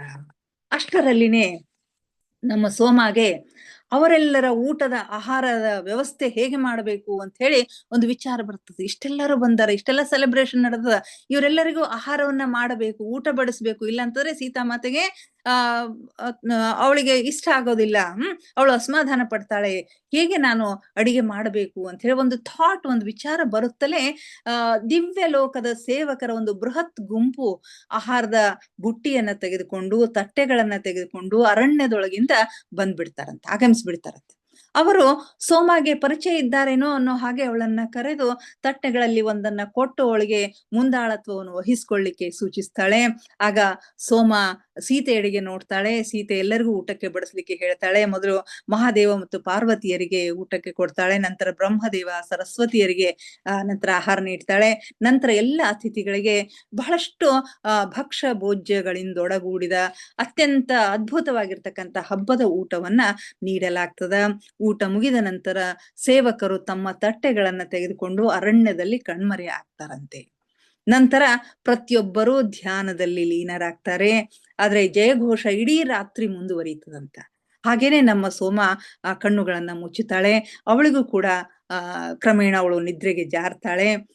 ಮತ್ತೆ ಮರುದಿವಸ ಪಕ್ಷಿಗಳ ಕಲರವ ಕೇಳಿದಾಗಲೇ ಅವಳಿಗೆ ಎಚ್ಚರ ಆಗ್ತದ. ಎಚ್ಚರಾಗಿ ನೋಡ್ತಾಳೆ, ಅಲ್ಲಿ ಯಾರೂ ಇರೋದಿಲ್ಲ. ಸೀತಾಮಾತೆ ಮತ್ತು ಶ್ರೀರಾಮಚಂದ್ರ, ಹನುಮಂತ ಮತ್ತು ಲಕ್ಷ್ಮಣ ಅಲ್ಲಿ ಇರ್ತಾರೆ. ಆಗ ಅವಳಿಗೆ ಮತ್ತೆ ಇದು ಕನಸೋ ನನಸೋ ಅನ್ನೋದು ಗೊತ್ತಾಗೋದಿಲ್ಲ. ಅಷ್ಟರಲ್ಲಿ ಮಾತೆಯಡಿಗೆ ಹೋಗಿ ಹೇಳ್ತಾಳೆ. ಆಗ ಮಾತೆ ಹೇಳ್ತಾಳೆ, ನಿನ್ನೆಯ ಒಂದು ಒಂದು ಕಾರ್ಯಕ್ರಮಕ್ಕೆ, ನಿನ್ನೆಯ ಒಂದು ಏನು ಮಹಾನ್ ಕಾರ್ಯಕ್ರಮ ಆಯ್ತಲ್ಲ, ಅದಕ್ಕೆಲ್ಲ ನಾವು ಸಾಕ್ಷಿಯಾಗಿದ್ದೇವೆ. ನಾವು ತುಂಬಾ ಸುದೈವಿಗಳು. ಈ ನಿನ್ನಿನ ಒಂದು ಕಾರ್ಯಕ್ರಮ ಭೂಮಂಡಲದ ಸಮಸ್ತ ಜೀವಿಗಳಿಗೆ ಮತ್ತು ವಸುಂಧರಾ ಮಾತೆಗೆ ಕಳೆದ ರಾತ್ರಿಯ ಮಹಾನ್ ಆಶೀರ್ವಾದ. ಇಷ್ಟೆಲ್ಲ ಮಹಾತ್ಮರು ಒಂದೆಡೆ ಸೇರುವುದು ವಿರಳಾತಿ ವಿರಳ. ಇಷ್ಟೆಲ್ಲ ಮಹಾತ್ಮರು ಒಂದು ಕಡೆಗೆ ಬಂದು ಸೇರುವುದು ಇದು ಭೂಮಿಗೆ ಆಗಿರ್ತಕ್ಕಂಥ ಒಂದು ಆಶೀರ್ವಾದ, ವಸುಂಧರಾ ಮಾತೆಗೆ ಆಗಿರ್ತಕ್ಕಂಥ ಆಶೀರ್ವಾದ, ಇಡೀ ಭೂಮಂಡಲಕ್ಕೆ ಆಗಿರ್ತಕ್ಕಂಥ ಒಂದು ಆಶೀರ್ವಾದ. ಇದಕ್ಕೆ ನಾನು ನೀನು ಸಾಕ್ಷಿಯಾಗಿದ್ದೇವೆ. ಅಷ್ಟೇ ಅಲ್ಲ, ಇದೆಲ್ಲ ಯಾರಿಂದ ಆಯ್ತು ಅಂತಂದ್ರೆ ಶ್ರೀರಾಮಚಂದ್ರನಿಂದ ಆಯ್ತು. ಇದು ಶ್ರೀರಾಮಚಂದ್ರನ ಕಾಣಿಕೆಯಾಗಿದೆ ಅಂತ ಹೇಳಿ ಸೀತಾಮಾತೆ ಹೇಳ್ತಾಳೆ. ಅಷ್ಟರಲ್ಲಿ ಬೆಳಕಾಗ್ತದ. ಲಕ್ಷ್ಮಣ, ಹನುಮಂತ ಇವರಿಷ್ಟೇ ಇರೋದನ್ನ ನೋಡ್ತಾಳೆ. ಅವತ್ತ ಇಡೀ ದಿವಸ ಸೀತಾಮಾತೆ ಸ್ವಲ್ಪ ಮೌನದಿಂದ ಇರ್ತಾಳೆ. ಹೆಚ್ಚು ಮಾತನಾಡ್ಲಿಕ್ಕೆ ಇಷ್ಟಪಡೋದಿಲ್ಲ. ಮಕ್ಕಳೊಂದಿಗೆ ತಾನು ಇರಬೇಕು ಅಂತ ಹೇಳಿ ಇಷ್ಟ ವ್ಯಕ್ತಪಡಿಸ್ತಾಳೆ. ಹೀಗಾಗಿ ಸೋಮ ಮಕ್ಕಳ ಜೊತೆಗೆ ಅವಳನ್ನ ಬಿಟ್ಟು ಬಿಡ್ತಾಳೆ. ಎಷ್ಟೊತ್ತಿನವರೆಗೂ ಅವಳು ಕುಟೀರದಲ್ಲಿನೇ ಇರ್ತಾಳೆ. ಶ್ರೀರಾಮಚಂದ್ರ, ಮಕ್ಕಳು ಮತ್ತು ಸೀತಾಮಾತೆ ಕೂಡಿನೇ ಇರ್ತಾರೆ. ನಂತರ ಸ್ವಲ್ಪ ಹೊತ್ತಿನ ನಂತರ ಮಕ್ಕಳನ್ನ ಶಾಲೆಗೆ ಕಳಿಸ್ತಾರೆ. ಶ್ರೀರಾಮಚಂದ್ರ ಪ್ರಭು ಅವಳ ಕೈಗಳನ್ನ ಹಿಡಿದುಕೊಂಡು ಕಾಡಿನೆಡೆಗೆ ಹೋಗುತ್ತಿರುವುದು ಕಾಣಿಸ್ತದೆ. ಸೋಮ ಓಡಿ ಬರ್ತಾಳೆ. ಅಮ್ಮ, ನಿನಗೆ ಹಣ್ಣು ತಂದು ಕೊಡ್ಲೇನು ಅಂತ ಹೇಳಿ ಕೇಳ್ತಾಳೆ. ಅವಳಿಗೆ ಗೊತ್ತು ಒಳಗೊಳಗೆ ಇವರೆಲ್ಲ ಹೋಗ್ತಾ ಇದ್ದಾರೆ ಅಂತ ಹೇಳಿ. ಆಗ ಸೋಮ, ಇಲ್ಲ ಸೀತಾಮಾತೆ ಬೇಡ ಅಂತ ಹೇಳಿ ಹೇಳ್ತಾಳಂತೆ. ಬಂದು ಅವಳನ್ನ ನಂತರ ಸ್ವಲ್ಪ ಮುಂದಕ್ಕೆ ಹೋಗೋದು, ಇವಳ ಮುಖ ನೋಡಿ ಸೀತಾಮಾತೆ ಮತ್ತೆ ಮರಳಿ ಬಂದು ಅವಳನ್ನ ತಬ್ಬಿಕೊಂಡು ಹೇಳ್ತಾಳಂತೆ, ಸೋಮ, ನೀನಿನ್ನು ಇಲ್ಲಿ ಇರಬೇಕು, ನನ್ನ ಮಕ್ಕಳನ್ನ ನೀನು ನೋಡ್ಕೊಳ್ಬೇಕು, ಅಯೋಧ್ಯೆಗೆ ಅವರನ್ನ ಕಳಿಸಬೇಕು ಅಂತ ಹೇಳಿ ಸಮಾಧಾನ ಹೇಳ್ತಾಳಂತೆ. ನಂತರ ರಾಮಚಂದ್ರನ ಕೈ ಹಿಡ್ಕೊಂಡು ಮತ್ತೆ ತನ್ನ ಶಕ್ತಿ ಕುಗ್ಗಿ ಹೋಗಿದೆ, ಅವನ ಆಸರೆ ತಗೊಂಡು ಅವಳು ಅರಣ್ಯಕ್ಕೆ ಹೋಗ್ಲಿಕ್ಕೆ ಶುರು ಮಾಡ್ತಾಳೆ. ಆಗ ಆಂಜನೇಯ ಕಣ್ಣೀರು ಅವನಿಗೆ ಗೊತ್ತಾಗಿದೆ. ಅವನಿಗೂ ಗೊತ್ತಾಗಿದೆ ಇವ್ರೇನ ಎಲ್ಲಿಗೆ ಹೋಗ್ತಾ ಇದ್ದಾರೆ ಅಂತ ಹೇಳಿ ಅವನಿಗೆ ಕಣ್ಣೀರ್ ಹಾಕ್ತಾ ಇರ್ತಾನಂತೆ. ಅವನು ಕೂಡ ಸೋಮಗೆ ಹೇಳ್ತಾನೆ, ಸೋಮ, ನೀನ್ ಇನ್ನೂ ಇಲ್ಲಿ ಇರಬೇಕು. ಸೀತಾಮಾತೆ ನಮ್ಗಿಬ್ಬರಿಗೂ ಇಲ್ಲಿರ್ಲಿಕ್ಕೆ ಹೇಳಿದ್ದಾಳೆ. ಶ್ರೀರಾಮನಿಗೂ ಹನುಮಂತನಿಗೂ ಕೂಡ ಪುತ್ರ, ನೀನಿನ್ನು ಇಲ್ಲೇ ನಿಲ್ಲಬೇಕು ಅಂತ ಹೇಳಿ ಅವನಿಗೆ ಹೇಳಿರ್ತಾಳೆ. ಹೀಗೆ ಅವರು ಧ್ಯಾನ ಮಾಡ್ತಾ ಅವರು ಅರಣ್ಯದ ಕಡೆಗೆ ಹೋಗ್ತಾರಂತೆ. ತನ್ನ ಶಕ್ತಿ ಕುಂದಿರೋದನ್ನ ಅವಳು ಶ್ರೀರಾಮನ ಕೈಯನ್ನ ಹಿಡ್ಕೊಂಡು ಅರಣ್ಯದ ಒಳಗಡೆ ಹೋಗ್ತಾಳೆ. ಅಲ್ಲಿ ಹೋಗಿ ಒಂದು ಸ್ಥಳವನ್ನ ಅವ್ರು ಯಾವಾಗ್ಲೂ ಹೋಗಿ ಧ್ಯಾನಕ್ಕೆ ಕೂಡ್ತಕ್ಕಂಥ ಒಂದು ಸ್ಥಳದಲ್ಲಿ ಹೋಗಿ ಧ್ಯಾನ ಮಾಡ್ಲಿಕ್ಕೆ ಶುರು ಮಾಡ್ತಾರಂತೆ. ಸುಮಾರು ಹೊತ್ತು ಕಳೀತದ. ಸೋಮ ಮನೆಗೆ ಬರ್ತಾಳೆ. ಆದ್ರೆ ಅವಳಿಗೆ ಕುಟೀರಕ್ಕೆ ಬರ್ತಾಳೆ. ಅವಳಿಗೆ ಸಮಾಧಾನ ಆಗೋದಿಲ್ಲ. ಏನ್ ಕೆಲಸ ಮಾಡಿದ್ರು ಅವಳ ಲಕ್ಷ್ಯ ಎಲ್ಲ ಆ ಕಡೆನೇ ಇರುತ್ತೆ. ಮತ್ತೆ ಅವಳು ಹಣ್ಣು ಹಂಪಲುಗಳನ್ನ ಕೊಡುವ ನೆಪದಿಂದ ಅಲ್ಲಿ ಹೋಗ್ತಾಳಂತೆ. ಆಗ ಸೀತೆ ಕಣ್ಣು ಬಿಟ್ಟು, ಅವರಿಬ್ರು ಇನ್ನೂ ಧ್ಯಾನಕ್ಕೆ ಕುಳಿತಿರ್ತಾರೆ. ಸೀತೆ ರಾಮ ಇಬ್ಬರು ಅಕ್ಕಪಕ್ಕದಲ್ಲೇ ಕೂತಿರ್ತಾರಂತೆ. ಶ್ರೀರಾಮಚಂದ್ರನ ಒಂದು ಕೈ ಇವಳ ಸೀತೆಯ ತಲೆಯ ಮೇಲೆ ಇರುತ್ತಂತೆ. ಅದನ್ನ ನೋಡಿ ಸೀತಾಮಾತೆ ಇವಳನ್ನ ನೋಡಿ, ಆ ಹಣ್ಣುಗಳನ್ನ ನೋಡಿ ಅವಳಿಗೆ ಸೋಮಗೆ ಹೇಳ್ತಾಳಂತೆ, ಸೋಮ, ಇದೆಲ್ಲದಕ್ಕೂ ನಿನಗೆ ಧನ್ಯವಾದಗಳು ಅಂತ ಹೇಳಿ ಹೇಳ್ತಾಳಂತೆ. ಆಗ ಮತ್ತೆ ಸೋಮ ಹೊರಳಿ ಬರ್ತಿರ್ತಾಳೆ. ಯಾವುದೋ ಒಂದು ಶಕ್ತಿ ಅವಳನ್ನ ಹಿಂದಕ್ಕೆ ತಿರುಗಿ ನೋಡೋ ಹಾಗೆ ಮಾಡತ್ತೆ. ಆಗ ಮೊದಲು ಅವಳ ದೇಹದಿಂದ ಒಂದು ದೊಡ್ಡ ಬೆಳಕು ಹೊರಹೊಮ್ಮುವುದನ್ನ ನೋಡ್ತಾಳೆ. ಹೊರಳಿ ನೋಡಿದಾಗ ಆ ದಿವ್ಯ ದೃಷ್ಟಿಯನ್ನ, ದಿವ್ಯ ಒಂದು ಏನಂತಾರ ಅಲ್ಲಿ ನಡೀತಕ್ಕಂಥದ್ದನ್ನೆಲ್ಲ ಸೋಮ ಇಲ್ಲಿ ವೀಕ್ಷಿಸ್ತಾಳೆ. ಸೀತಾಮಾತೆಯ ದೇಹದಿಂದ ಒಂದು ದೊಡ್ಡ ಬೆಳಕು ಹೊರಸೂಸುವುದನ್ನ ಅವಳು ಕಾಣ್ತಾಳೆ. ಅದು ಶ್ರೀರಾಮ ಅವರನ್ನು ಸುತ್ತುವರೆದು ಅನಂತರ ಎಲ್ಲೆಡೆ ಹರಡುತ್ತೆ. ಸೀತೆಯಿಂದ ಹೊರಹೊಮ್ಮಿರ್ತಕ್ಕಂಥ ಬೆಳಕು ಶ್ರೀರಾಮನನ್ನ ಸುತ್ತುವರೆದುಕೊಂಡು ಎಲ್ಲ ಕಡೆಗೆ ಹರಡ್ತದ. ಆ ಹೊರಹೊಮ್ಮುವಿಕೆಯು ಬೆಳಕಿನ ಅನೇಕ ಬಿಂದುಗಳಾಗಿ ಎಲ್ಲೆಡೆ ಹರಡಿ ಆಕಾಶದಿಂದ ಭೂಮಿಯ ಮೇಲೆ ಬೆಳಕಿನ ಮಳೆ ಸುರಿಯುತ್ತಿದೆ ಎನ್ನುವಂತೆ ಅರಣ್ಯವನ್ನೆಲ್ಲ ಆವರಿಸುತ್ತಾ ಸುರಿಯಿತು. ಬೆಳಕಿನ ಬಿಂದುಗಳು ಭೂಮಿಯ ಆಕಾಶದ ತುಂಬೆಲ್ಲ ಹರಿಯುತ್ತಿರುವುದನ್ನು ನಾನು ನೋಡಿದೆನು. ಅದೊಂದು ಸುಂದರ ದೃಶ್ಯವಾಗಿತ್ತು. ಸ್ವಲ್ಪ ಹೊತ್ತಿನವರೆಗೆ ಹಾಗೆಯೇ ಉಳಿದುಕೊಂಡಿತ್ತು. ಅವಳ ದೇಹ ಬಿದ್ದ ಸ್ಥಳದಲ್ಲಿ ಬೆಳಕಿನ ನದಿಗಳು ಹರಿದವು ಅಂತ ಹೇಳ್ತಾರೆ. ನಾನು ಆ ಬೆಳಕಿನ ಹರಿವನ್ನು ಅನುಸರಿಸಿಕೊಂಡು ಹೊರಟಂತೆ ಅದು ವಿವಿಧ ಬಣ್ಣಗಳಾಗಿ ಒಡೆದುಕೊಂಡು ಕಾಮನ ಬಿಲ್ಲಿನ ಬೆಳಕನ್ನು ನಾನು ನೋಡಿದೆನು. ಕೊನೆಗೆ ಆ ಬೆಳಕಲ್ಲಿ ಬೆಳಕೆಲ್ಲವೂ ಸ್ವಚ್ಛವಾದಾಗ ಅಲ್ಲಿ ಅವಳ ರೂಪವು ಇರಲಿಲ್ಲ. ಅದು ಭೂಮಿ, ಆಕಾಶ ಮತ್ತು ಸರ್ವಸ್ವದೊಳಗೆ ಒಂದಾಯಿತು ಅಂತಕ್ಕಂಥ ಮಾತನ್ನ ಸೋಮ ಹೇಳ್ತಾಳೆ. ಹೀಗೆ ದೇಹ ಸ್ವರೂಪದಲ್ಲಿರ್ತಕ್ಕಂಥ ಸೀತಾಮಾತೆ ಬೆಳಕಿನ ಕಿರಣವಾಗಿ, ಬೆಳಕಿನ ರೂಪವಾಗಿ ಪರಿವರ್ತಿಸಿ ಕರಗಿ ಹೋಗ್ತಾಳೆ. ಪ್ರಕೃತಿಯಲ್ಲಿ ಲೀನವಾಗಿ ಹೋಗ್ತಾಳೆ. ಶ್ರೀರಾಮ ಪ್ರಭು ಅದನ್ನ ನೋಡ್ತಾ ಕುಳಿತಿರ್ತಾನಂತೆ. ಸೋಮ ಅದನ್ನೆಲ್ಲ ನೋಡಿ ಅತ್ತು ಅತ್ತು ಹೋಗಿ ಅವಳು ಲಕ್ಷ್ಮಣ ಮತ್ತು ಹನುಮಂತರಿಗೆ ಈ ವಿಷಯವನ್ನ ತಿಳಿಸ್ತಾರೆ. ಅವರು ಓಡಿ ಬಂದು ನೋಡ್ತಾರಂತೆ. ಅಷ್ಟರಲ್ಲಿ ಸೀತಾಮಾತೆ ಪ್ರಕೃತಿಯಲ್ಲಿ ಲೀನವಾಗಿ ಹೋಗಿರ್ತಾಳೆ. ಅವಳೇ ಒಂದು ಪ್ರಕೃತಿ. ಆದರೂ ಅವಳ ಮಾನವ ಜನ್ಮದ ಅವತಾರದ ಅವಧಿ ಇಲ್ಲಿಗೆ ಮುಗೀತದ. ಆ ಪ್ರಕೃತಿಯಲ್ಲಿ ಲೀನವಾಗಿ ಹೋದ ಸೀತೆ ಎಷ್ಟೆಷ್ಟೋ ಪಾಠಗಳನ್ನ ತಿಳಿದುಕೊಳ್ಳಬೇಕಾಗತಕ್ಕಂಥ ವಿಷಯಗಳನ್ನ ನಮಗೆಲ್ಲ ತಿಳಿಸಿ ಅವಳು ಈ ಮಾನವ ಜನ್ಮದಿಂದ ವಿದಾಯವನ್ನ ಹೇಳಿದ್ದಾಳೆ. ಬಹಳಷ್ಟು ವಿಷಯಗಳು ಈ ಒಂದು ಅಧ್ಯಾಯದಲ್ಲಿ ತುಂಬಾ ಭಾವಪೂರಿತವಾಗಿರ್ತಕ್ಕಂಥ ಘಟನೆಗಳು ಇಲ್ಲಿವೆ. ಹೇಳ್ತಾ ಹೇಳ್ತೆ ನಮಗೆ ಕೆಲವೊಂದು ನೆನಪು ಹೋಗ್ಬೋದು. ಸಾಧ್ಯವಾದಷ್ಟು ಹೇಳಲಿಕ್ಕೆ ಪ್ರಯತ್ನವನ್ನ ಇಲ್ಲಿ ಮಾಡ್ತಾ ಇದ್ದೀವಿ. ದಯವಿಟ್ಟು ಪುಸ್ತಕವನ್ನ ಒಮ್ಮೆ ಓದಿ ಅಂತ ಹೇಳಿ ನಾವು ಸಲಹೆ ಕೊಡ್ತಾ ಇದ್ದೀನಿ. ಇದೆಲ್ಲವನ್ನ ಹೇಳ್ತಾ ಹೇಳ್ತಾ ಸೋಮ ನಿಶಬ್ದಳಾಗಿ ಹೋಗ್ತಾಳಂತೆ. ಯಾಕಂದ್ರೆ ಸೋಮ ಕಥೆ ಹೇಳ್ತಾ ಇರ್ತಾಳೆ. ಅನಸೂಯ ಮತ್ತು ಅವಳ ತಾಯಿಗೆ ಕಥೆ ಹೇಳ್ತಾ ಇರ್ತಾಳೆ. ಎಲ್ಲವನ್ನು ಹೇಳಿ ನಿಶಬ್ದವಾಗಿ ಧ್ಯಾನ ಮಾಡ್ತಾ ಕೂಡ್ತಾಳಂತೆ. ಹೀಗೆ ಸೀತೆಯ ಶಕ್ತಿ, ಅವಳ ಸೇವೆ, ಅವಳ ತ್ಯಾಗ, ಅವಳ ಕೊಡುವ ಒಂದು ಮನೋಭಾವನೆ ಇವೆಲ್ಲವನ್ನ ನಾವು ಬೆಳೆಸ್ಕೊಳ್ಬೇಕು. ಆ ಪ್ರಕೃತಿಗೆ ನಾವು ಸಾಷ್ಟಾಂಗ ನಮಸ್ಕಾರಗಳನ್ನ ಮಾಡ್ತಾ ಇಂದಿನ ಸಂಚಿಕೆಯನ್ನ ಮುಗಿಸೋಣ ಮಾಸ್ಟರ್ಸ್. ಇಲ್ಲಿಗೆ ಇವತ್ತಿನ ಸಂಚಿಕೆಯನ್ನ ಮುಗಿಸೋಣ. ಎಲ್ಲರಿಗೂ ಧನ್ಯವಾದಗಳು. ಈಗ ಧ್ಯಾನಕ್ಕೆ ಸಿದ್ಧರಾಗಿ ಮಾಸ್ಟರ್ಸ್. ಸಮಯ ಆಯ್ತು. ದಯವಿಟ್ಟು ಧ್ಯಾನಕ್ಕೆ ಸಿದ್ಧರಾಗಿ ಯಾವುದಾದ್ರೂ ಸ್ಥಿರ ಸುಖಾಸನದಲ್ಲಿ ಕುಳಿತುಕೊಳ್ಳಿ.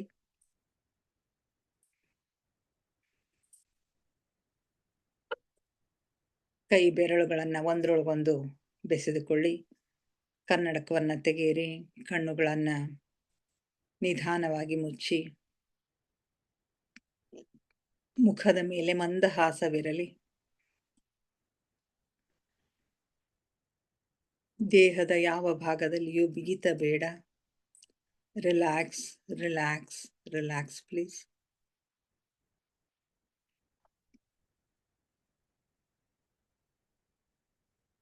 ಮೊಟ್ಟ ಮೊದಲಿಗೆ ನಮ್ಮೆಲ್ಲರ ಧ್ಯಾನ ಗುರುಗಳಾದ ಪರಮ ಪೂಜ್ಯರಾದ ಬ್ರಹ್ಮರ್ಷಿ ಪಿತಾಮಹ ಡಾಕ್ಟರ್ ಸುಭಾಷ್ ಪತ್ರಿಜಿಯವರ ಚರಣ ಕಮಲಗಳಿಗೆ ವಂದಿಸುತ್ತ, ಗುರುಮಾತಾ ಸ್ವರ್ಣಮಾಲಾ ಅಮ್ಮನವರ ಪಾದಕಮಲಗಳಿಗೆ ನಮಿಸುತ್ತ, ನಮ್ಮೆಲ್ಲರ ಚೈತನ್ಯ ಶಕ್ತಿಯಾದ ಮಹಾವತಾರ್ ಬಾಬಾ ಅವರನ್ನ ಕೃನ್ಮಂದಿರದಲ್ಲಿ ಸ್ಮರಿಸುತ್ತ, ನನ್ನ ಗುರುಗಳಾದ ತಟವಾಲಿ ಬಾಬಾ, ಬರ್ಫಾನಿ ಬಾಬಾ, ಮಹದಾನಂದ ಬಾಬಾಜಿಯವರನ್ನ ನೆನೆಯುತ್ತ, ನಮ್ಮ ಮಾರ್ಗದರ್ಶಕ ಗುರುಗಳಾದ ಡಾಕ್ಟರ್ ಜೀವಂದರ್ ಕೇತಪ್ಪ ಸರ್ ಅವರಿಗೆ ವಂದಿಸುತ್ತ, ಅಯ್ಯಪ್ಪ ಪಿಂಡಿ ಸರ್ ಅವರಿಗೆ ವಂದಿಸುತ್ತ, ಎಲ್ಲ ಆಸ್ಟ್ರಲ್ ಮಾಸ್ಟರ್ಸ್ಗಳಿಗೆ, ಪಿರಾಮಿಡ್ ಮಾಸ್ಟರ್ಸ್ಗಳಿಗೆ ವಂದಿಸುತ್ತ, ಸೀತಾಮಾತೆ, ಯಶೋಧರ ಮಾತೆ, ವಸುಂಧರ ಮಾತೆಯರಿಗೆ ವಂದಿಸುತ್ತ, ಎಲ್ಲ ಸಪ್ತರ್ಷಿ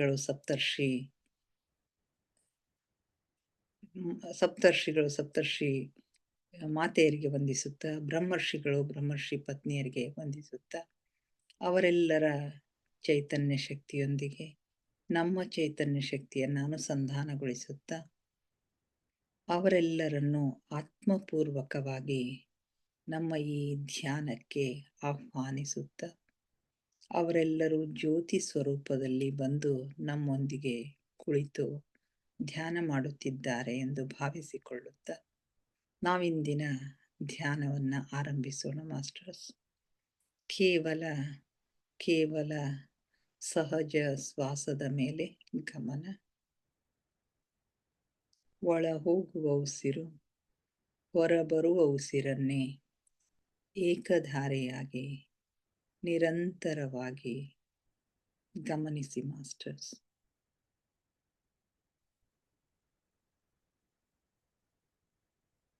ಯಾವ ಆಲೋಚನೆಗಳು ಬೇಡ. ಆಲೋಚನೆಗಳು ಬಂದರೆ ಅವುಗಳನ್ನು ಬದಿಗೊತ್ತಿ ಮತ್ತೆ ಧ್ಯಾನದ ಮೇಲೆ ಮನಸ್ಸನ್ನು ಕೇಂದ್ರೀಕರಿಸಿ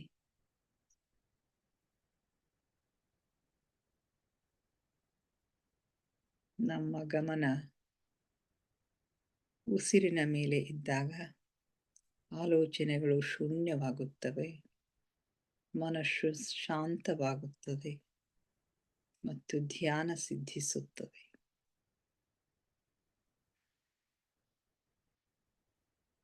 ನಮ್ಮ ಉಚ್ಛ್ವಾಸ ಮತ್ತು ನಿಶ್ವಾಸದ ಮಧ್ಯದ ಬಿಂದುವೆ, ಅದುವೇ ಧ್ಯಾನ ಬಿಂದು, ಅದುವೇ ಶೂನ್ಯ ಬಿಂದು, ಅದುವೇ ನಮ್ಮ ಒಳ ಜಗತ್ತಿನ, ಮೇಲು ಜಗತ್ತಿನ, ಸೂಕ್ಷ್ಮ ಜಗತ್ತಿನ ಕೀಲಿಕೈ. ಅಲ್ಲಿ ಒಂದು ಕ್ಷಣ ನಿಲ್ಲುವ ಅಭ್ಯಾಸ ಮಾಡಿ ಮಾಸ್ಟರ್ಸ್. ಆಗ ನಿಮಗಾಗಿ ಆಂತರಿಕ ಜಗತ್ತು ತೆರೆದುಕೊಳ್ಳುತ್ತದೆ.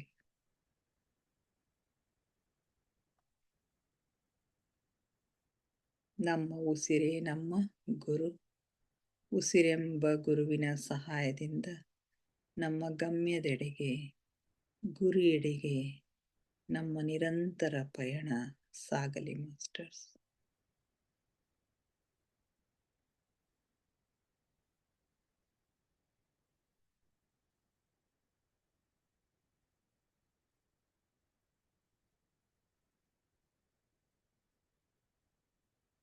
ಆಲಿಸಿ ಆಲಿಸಿ ಸೂಕ್ಷ್ಮನಾದಗಳನ್ನು, ಸೂಕ್ಷ್ಮ ಸ್ವರಗಳನ್ನು ಆಲಿಸಿ ಮಾಸ್ಟರ್ಸ್. ಜೀರುಂಡೆಯ ನಾದವನ್ನು ಆಲಿಸಿ, ಘಂಟಾನಾದವನ್ನು ಆಲಿಸಿ, ಓಂಕಾರನಾದವನ್ನು ಆಲಿಸಿ.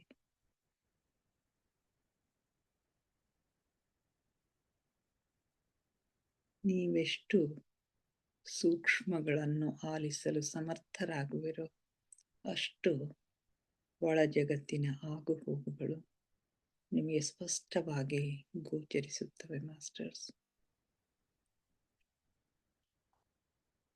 ನಾನು ದೇಹವಲ್ಲ, ನಾನು ಕೇವಲ ಆತ್ಮ, ಆತ್ಮಸ್ವರೂಪಿ.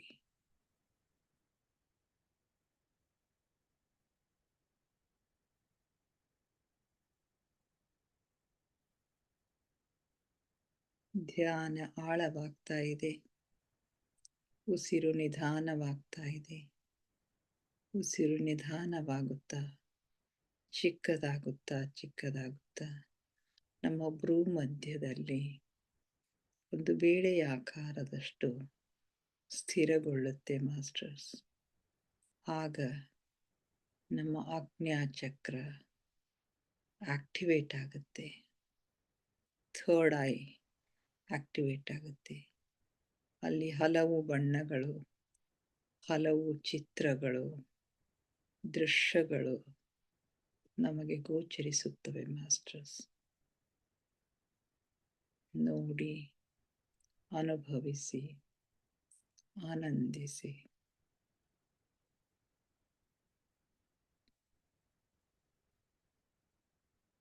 ಆಳವಾದ ಧ್ಯಾನದ ಹಾಲ್ಗಡಲಿನಲ್ಲಿ ನಿಮ್ಮನ್ನು ನೀವು ಮುಳುಗಿಸಿ ಮಾಸ್ಟರ್ಸ್.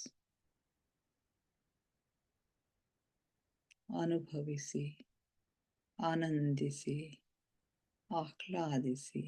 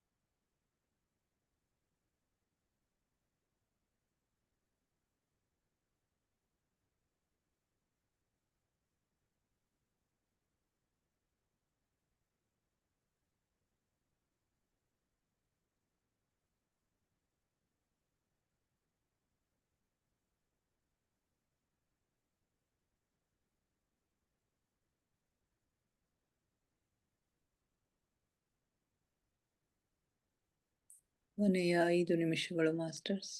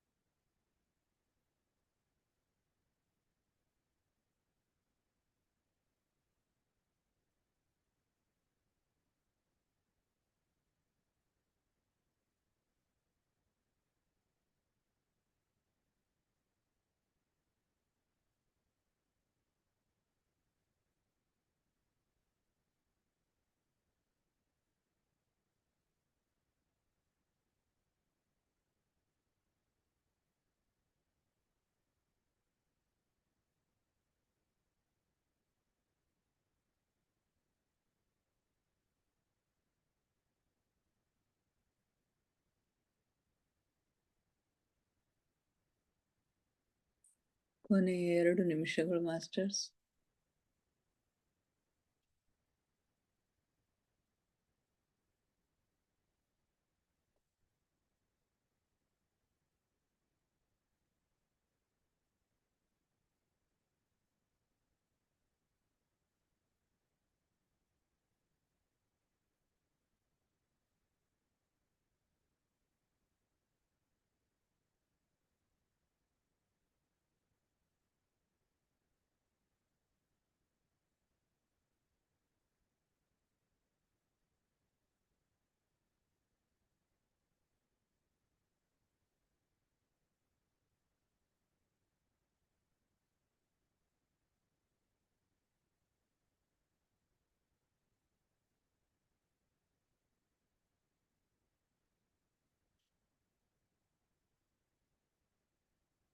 ಕೊನೆಯ 1 ನಿಮಿಷ.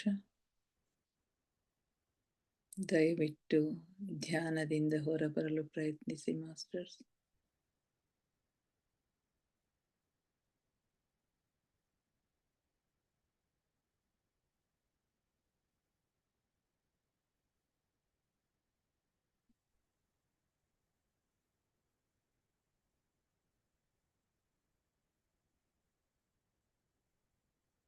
Thirty seconds.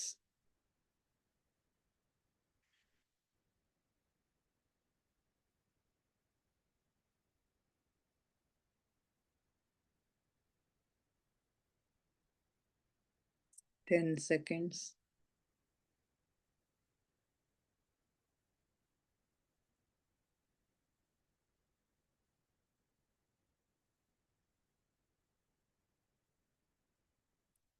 5, 4, 3, 2, 1, 0. ನಿಧಾನವಾಗಿ ಕೈ ಬೆರಳುಗಳನ್ನು ಬಿಡಿಸ್ಕೊಂಡು ನಿಮ್ಮ ಕಣ್ಣಿನ ಮೇಲೆ ಇಟ್ಕೊಳ್ಳಿ ಮಾಸ್ಟರ್ಸ್. 5 seconds. 5, 4, 3, 2, 1, 0. ನಿಧಾನವಾಗಿ ಕಣ್ಣಿನ ಮೇಲಿನ ಕೈಗಳನ್ನು ತೆಗೀರಿ ಮಾಸ್ಟರ್ಸ್. ಕಣ್ಣುಗಳನ್ನು ನಿಧಾನವಾಗಿ ಓಪನ್ ಮಾಡಿ.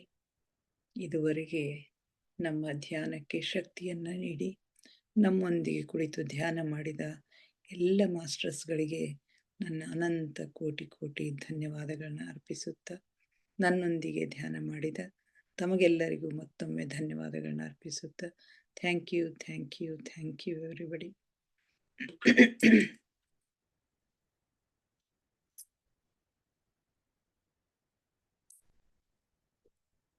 ಯಾರಾದ್ರೂ ಏನಾದ್ರೂ ಶೇರ್ ಮಾಡ್ಕೊಳ್ತಿದ್ರೆ ಮಾಡ್ಕೊಡ್ರಿ.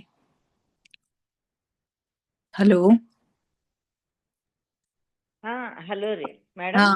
ಹೇಳ್ರಿ ಮೇಡಮ್. ಅದು ನಡು ಹೆಂಗೋ ಏನೋ ನಮ್ದು ಮ್ಯೂಟ್ ನಾಗೆ ಇತ್ತಲ್ಲ, ಅನ್ಮ್ಯೂಟ್ ಆಗ್ಯದ. ನಿಮ್ಗೆ ಯಾರಿಗಾರ ಡಿಸ್ಟರ್ಬ್ ಆಗಿರ್ಬೇಕ್ರಿ. ಇಲ್ಲ, ಏನಾಗಿಲ್ರಿ ಮೇಡಮ್. ಮಗಳು ಮೊಮ್ಮಗ ಮಾತಾಡ್ಲಿಕತ್ತೀರಿ, ಬೇರೆಯವ್ರಿಗೆ ಕೇಳಿಸ್ತದೇನೋ, ನಿಮಗ್ ಕೇಳಿಸಲ್ಲ. ಇಲ್ಲ, ನಾನು ಪೂರ ಮೇನ್ನೆ ತೆಗೆದಿರ್ತೀನ್ರಿ ಮೇಡಮ್. ತೆಗ್ದಿರ್ತೀರಲ್ಲ, ತೆಗೆದಿರ್ತೀನಿ. ಏನ್ ಡಿಸ್ಟರ್ಬ್ ಆಗಿಲ್ಲ ಮೇಡಮ್. Sitayana okay madam. ಎಷ್ಟು ಚಲೋ ಅನ್ಸ್ತದ, ಎಷ್ಟು ಡಿಫ್ರೆಂಟ್ ಅದಲ್ಲ ಅನಸ್ತದ್ರಿ ಮೇಡಮ್. ಹೌದ್ರಿ ಮೇಡಮ್. ಪ್ರಕಾರ ಅದ್ ಏನೇನೋ ಇರ್ತದ, ಬೇರೆನೆ ಅದ. ಹೌದ್ರಿ. ಇದು ಕೊನೆಗೆ ಎಲ್ಲಾ ಬಹಳ ಚಂದ ಅದ್ರಿ ಮೇಡಮ್. ಕೊನೆದೆಲ್ಲಾ ದೇವಾನು ದೇವತೆಗಳೆಲ್ಲ ಬಂದು ಜ್ಯೋತಿ ಸ್ವಲ್ಪ ಬೆಳಕಿನಲ್ಲಿ ಬೆಳಕಾಗಿ ಹೋಗ್ಬಿಡ್ತಾ ಅಂತ್ರಿಕಿ. ದೇಹನೇ ಉಳಿಯಂಗಿಲ್ರಿ. ಮುಂದೆ ರಾಮನು ಹಂಗೆ ಹೋಗ್ತಾನ್ರಿ. ರಾಮನು ಅವನು ಪ್ರಕಾಶಮಾನವಾಗಿನೇ ಹೋಗ್ತಾನೆ. ಮೇಲೆ ಕೈ ಇಟ್ಟು ನಮಗ್ ನಾರ್ಮಲ್ ಹ್ಯೂಮನ್ ಬೀಯಿಂಗ್ಸ್ ಗ ಕೆಟ್ಟ ಅನಸ್ತದ, ಆಗ್ತದ. ಬಟ್ ಅದ್ ಎಷ್ಟು ಚಲೋ ರೀತಿಲಿಂದ ಇದಾಯ್ತು. Okay madam. ಓಕೆ. ಹಾ ರೀ ಮೇಡಮ್. ಮತ್ತೆ ಶೋಭಾ ಮೇಡಮ್ ಏನ್ ಹೇಳ್ತಾರೇನೋ ನೋಡಣ್ರಿ ಮೇಡಮ್. ಓಕೆ, ನಮಸ್ಕಾರ ಮೇಡಮ್. ಹೇಳ್ರಿ ಮೇಡಮ್. ನಮಸ್ಕಾರ ಮೇಡಮ್, ಹೇಳ್ರಿ. ಅಷ್ಟು ಇವತ್ತೇನ ಅಷ್ಟು ಇದು ಆಗಿಲ್ರಿ ನಮಗ. ಹೌದ್ರಿ. Okay madam. ಧ್ಯಾನ ಸರಿಯಾಗಿ ಇತ್ತು. Okay madam. Okay, thanks. Ganga ಅವರು. ಗಂಗಾ ರೇಖಾ, ಅದ್ಭುತಪ್ಪ. ಇದು ಬಹಳ ತುಂಬಾ ಇದಿತ್ತು, ಎಮೋಷನಲ್ ಇತ್ತು. ಅಷ್ಟೇ ಒಂಥರ ಖುಷಿ ಆಗಿತ್ತು. ಸೀತಾಯಣ ತುಂಬಾ ಇದ್ ಅನಸ್ತಪ್ಪ, ಚಲೋ ಅನಸ್ತು. ಭಾಳ ಚಂದ, ಭಾಳ ಸರಿ ಓದ್ಬೇಕು, ಭಾಳ ಚಂದ.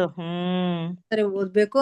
ಆ ಒಂದೊಂದು ಶಬ್ದಗಳನ್ನ ಅದು ಬಿಡ್ಲಿಕ್ ಆಗ್ಲಾರ್ದಂಗ ಅದ ಅದು. ಹಾ ಅದೇ ರೀ, ತುಂಬಾ ಚೆನ್ನಾಗಿತ್ತು. ಆಮೇಲೆ ನನಗ ಬರೇ ಒಬ್ಬ ಹೆಣ್ಮಗಳು ಒಂದು ಪ್ರಾಣಿಗೆ ಕೇರ್ ಮಾಡೋದ್ ಕಾಣಿಸ್ತದ, ಮುಖ ಏನು ಕಾಣಿಸ್ಲಿಲ್ಲ ಅಷ್ಟೇ. ನನಗೊಂದ್ ಪ್ರಾಣಿ ಹೆಣ್ಮಗಳ ಪ್ರಾಣಿಗೆ ಇದು ಮಾಡೋದು, ಕೇರ್ ಮಾಡೋದು, ಮುದ್ದು ಮಾಡೋದು, ಒಂಥರ ಅದು ದೃಶ್ಯ ಕಾಣಿಸ್ತು. ಓಹೋ, ಮುಂದಿನ ಮುಖ ಕಾಣಿಸಿಲ್ಲ ನನಗ. ಆಯ್ತಾಯ್ತು. ಹಿಂದಿನ ಸೈಡ್ ಇಂದ ಇದು ಪ್ರಾಣಿಗೆ ಇದು ಮಾಡೋದು ಕಾಣಿಸ್ತು. ಓಕೆ, ಆ ದೃಶ್ಯ ಕಾಣಿಸ್ತ್ರಿ ಅವತ್ತು. ಒಳ್ಳೆ ದೃಶ್ಯ, ಒಳ್ಳೆ ಅನುಭವ. ತುಂಬಾ ಚೆನ್ನಾಗಿ ಇರ್ಬೋದು. ಪ್ರಾಣಿಗಳಿಗೆಲ್ಲ ಇದು ಮಾಡ್ತಿರ್ತಾಳಲ್ಲ, ಅದೇ ಅನಿಸ್ತದ. ಅದೇ ಇರ್ಬೇಕ್ರಿ, ಕಾಳಜಿ ಮಾಡ್ತಿರ್ತಾಳ. ಓಕೆ ಮಾ, ಓಕೆ, ಥ್ಯಾಂಕ್ ಯು. ಓಕೆ ರಿಕಾ, ಥ್ಯಾಂಕ್ ಯು ಎಲ್ಲರಿಗೂ. ಗಿರ್ಜಾ ಮೇಡಮ್, ಮಿಸ್ ಮಾಡ್ಕೊಂಡಿ ನಿಮಗೆ 2-3 ದಿನ. ಹೌದ್ರಿ, ಅಯ್ಯೋ 7 ದಿವ್ಸ ರೀ ಮೇಡಮ್. 7 ದಿನ ಮಧ್ಯದಲ್ಲಿ ನಾನು ಒಂದ್ 3-4 ದಿನ ದೇವಸ್ಥಾನಗಳಿಗೆ ಹೋಗಿದ್ದೆ. ಒಟ್ ಟೋಟಲಿ ಒಂದಿಷ್ಟ್ ದಿನ ನಿಮ್ಮನ್ನ ಮಿಸ್ ಮಾಡ್ಕೊಂಡ ಆಯ್ತು. ಫಸ್ಟ್ ಬಂದ ತಕ್ಷಣ ಎಲ್ಲಾ ಎಕ್ಸ್ಪೀರಿಯನ್ಸ್ ಹೇಳೋರ್ ನೀವೇ, ತಕ್ಷಣ ಇದು ಮಾಡ್ತಿದ್ರಿ. ಹೌದೌದು, ಗಿರಿಜಾ ಮೇಡಮ್ ಅವ್ರಿಗೆ ಮಿಸ್ ಮಾಡ್ಕೊಂಡ್ವಿ ನಾವು. ಹೌದೌದ್ರಿ. Happy new year madam. ಹೊಸ ವರ್ಷ. Happy new year in advance to everyone. ಎಲ್ಲರಿಗೂ happy new year. Happy new year madam. ಎಲ್ಲರಿಗೂ ಹೊಸ ವರ್ಷದ ಶುಭಾಶಯಗಳು. Okay madam, okay, thank you. ಎಲ್ಲರೂ ಬಹಳಷ್ಟು ಪ್ರೀತಿಯಿಂದ ಆಹ್ವಾನಿಸೋಣ್ರಿ ಮೇಡಮ್.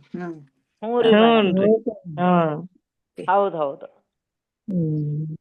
ನ್ಯೂ ಇಯರ್ ಅನ್ನು ಕೂಡ ಅಷ್ಟೇ ಸಂತೋಷದಿಂದ ಕಳಿಸೋಣ, ಹೊಸ ಇಯರ್ ಅನ್ನು ಕೂಡ ಅಷ್ಟೇ ಸಂತೋಷವಾಗಿ ಸ್ವಾಗತ ಮಾಡೋಣ.